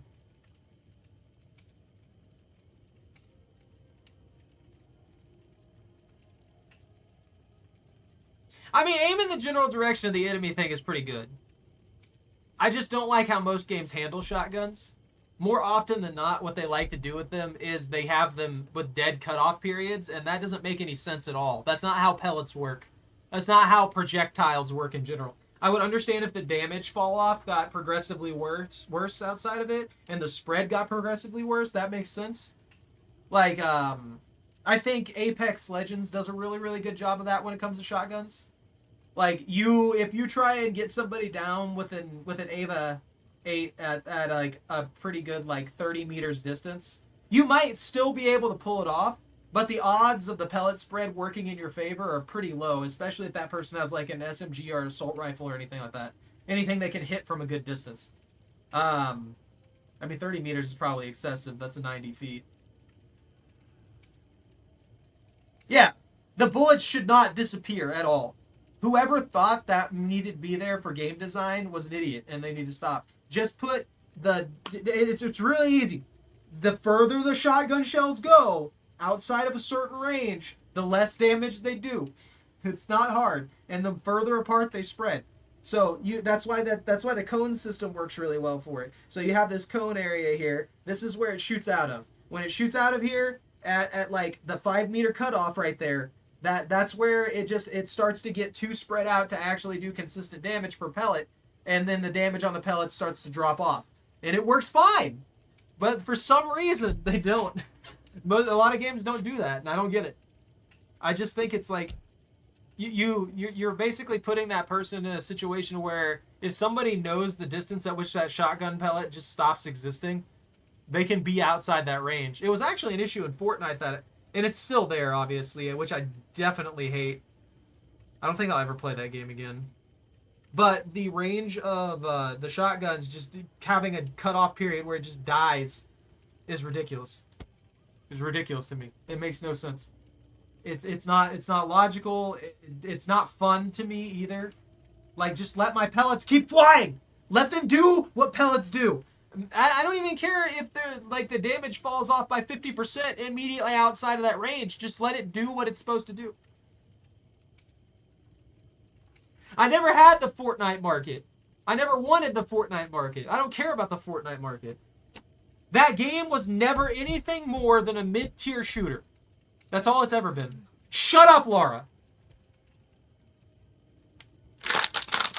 It was never anything more than a mid-tier shooter, and it'll never be any better than that. And now it's slowly turning into Roblox Lite. So I don't know anymore.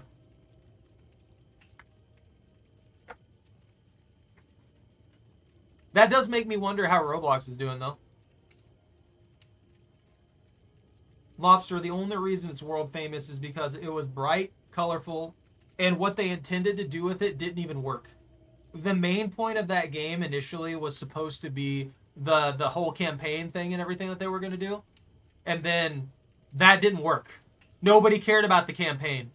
Nobody wanted to play the campaign. It was just the Battle Royale they wanted. So they played the Battle Royale. The Battle Royale is some shenanigans colorful thing, which is like target audience children freaking like written all over it. And that's why it works. They've also been sued several times because of like, you know, financial, like not financial things. What was it?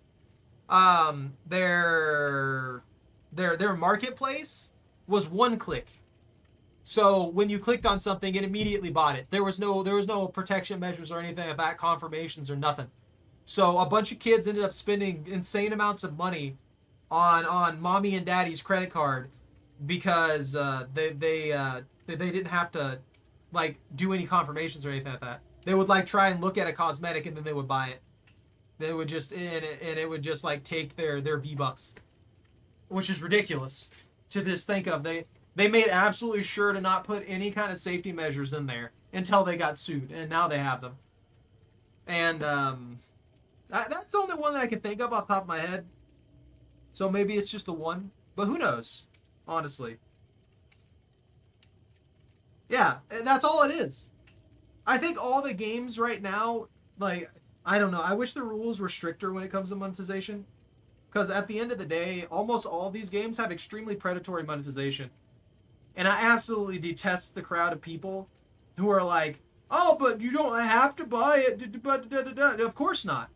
But the purpose of that predatory monetization is to hit the people who have like the mental issues with like gambling, which is like the loot box thing.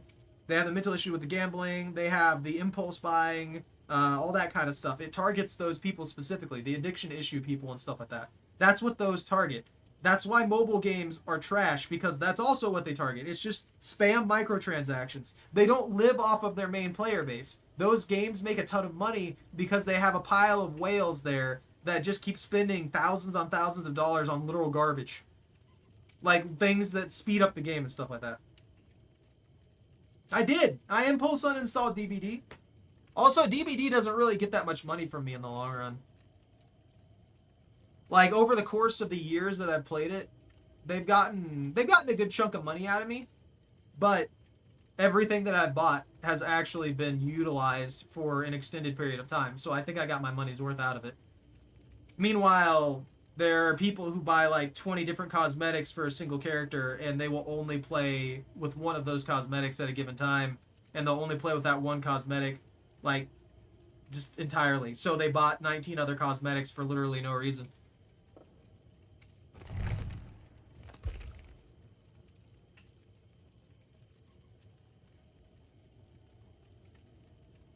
I mean, I've sunk some money on Warframe 2. Not too much. I mean, I did get some stuff with the silver platinum. What is it called? blame you. Free to play is good. Is good. I wouldn't necessarily mind games having like ad systems built into them. I know that's probably really controversial and bad sounding, but I would prefer that than them predatorily coming after my wallet every chance they get. You know what I mean?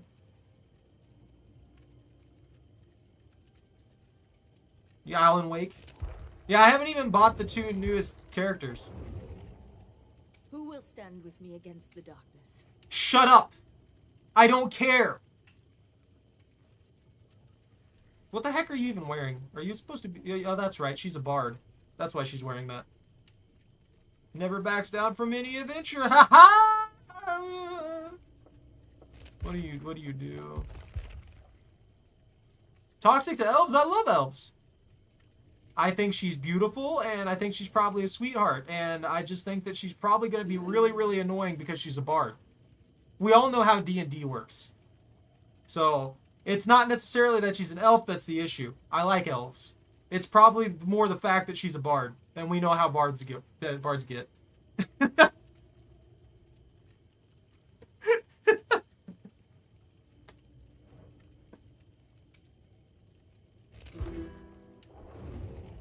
And Alan's just here looking like a businessman, wondering why he's in this place and how much he's gonna get paid for this gig. He's like, look. If you pay me the right amount, we're fine. But, you know, sometimes you guys need to stop dragging me to other dimensions for jobs. You gotta... These are excessive. There's a huge commute to get back home. It takes absolutely forever to get anything done. And then I have to learn all these new lines for the job. And it's just... It's not fun. Just can I get contact info for the CEO for the entity? I just need to negotiate my contract.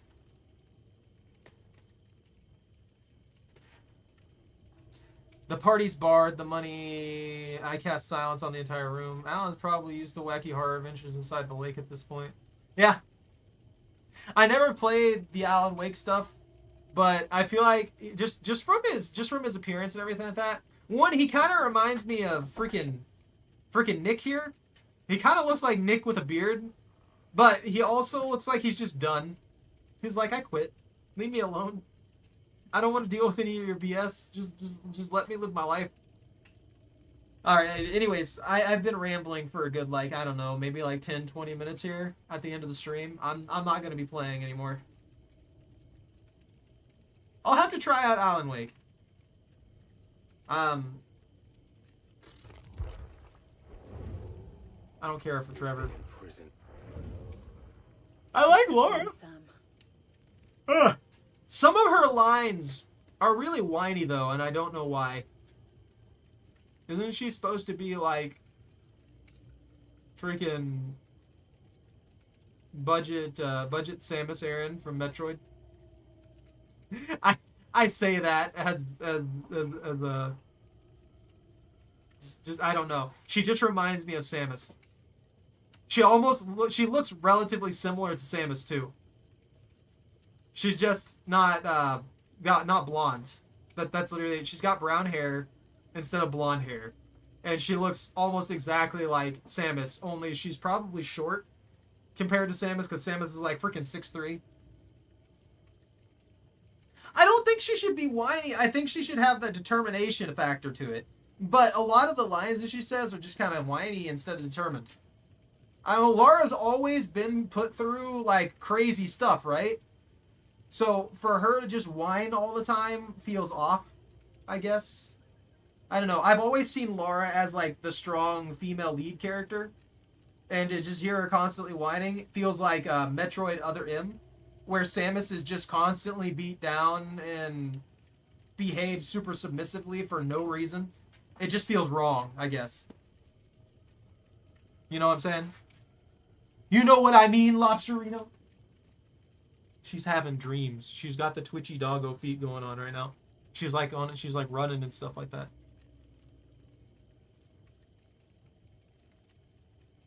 Did I wake you up talking about you, doggo? Yeah? Yeah, puppy? Yeah, puppy? Who's a good doggo? You're a good lord.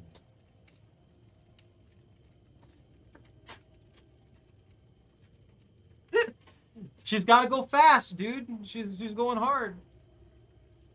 All right, though. I should probably kick off here for the night. This has been a lot of fun. I kind of like the way they designed the new game mode, but obviously there are some problems with it. One, even though everything's super dark, they don't really seem to encourage stealth too much. Stealth can work really, really well in this, but it feels more along the lines of you don't have any warning system anymore. So by the time you realize the killer's there, they're usually already on top of you. So it's going to take like a mindset change from the player base to be a little bit more cautious when they engage. I think that's more on the player base's end than anything. I think the candelabra is a little too strong. It gives you information on all the generators super easily and takes no effort to utilize. The repair speed I don't think needs to be there. Even though I didn't really escape even once, I don't think the repair speed needs to be there. If people would stop making stupid decisions and getting themselves killed, or just like constantly running into the killer, trying to pull people off the hook the absolute instant they're hooked, then it would be fine. You wouldn't need generator repair speed boosts. It just wouldn't matter. There's also the chance of people picking up a really powerful toolbox from the chests. So someone could end up getting like a really strong toolbox that would just automatically fix the generator super quick, and they've already got if they already have that.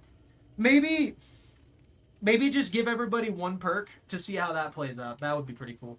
Instead of giving people 4 perks, give them 1 perk. And then if that's not balanced enough, 2. That way there's variety. Anyways, thank you all very much for watching. Take care, stay out of trouble, don't catch anything on fire. If you enjoyed your time here, don't forget to like, comment, and subscribe. Have a good rest of your night, and ban out.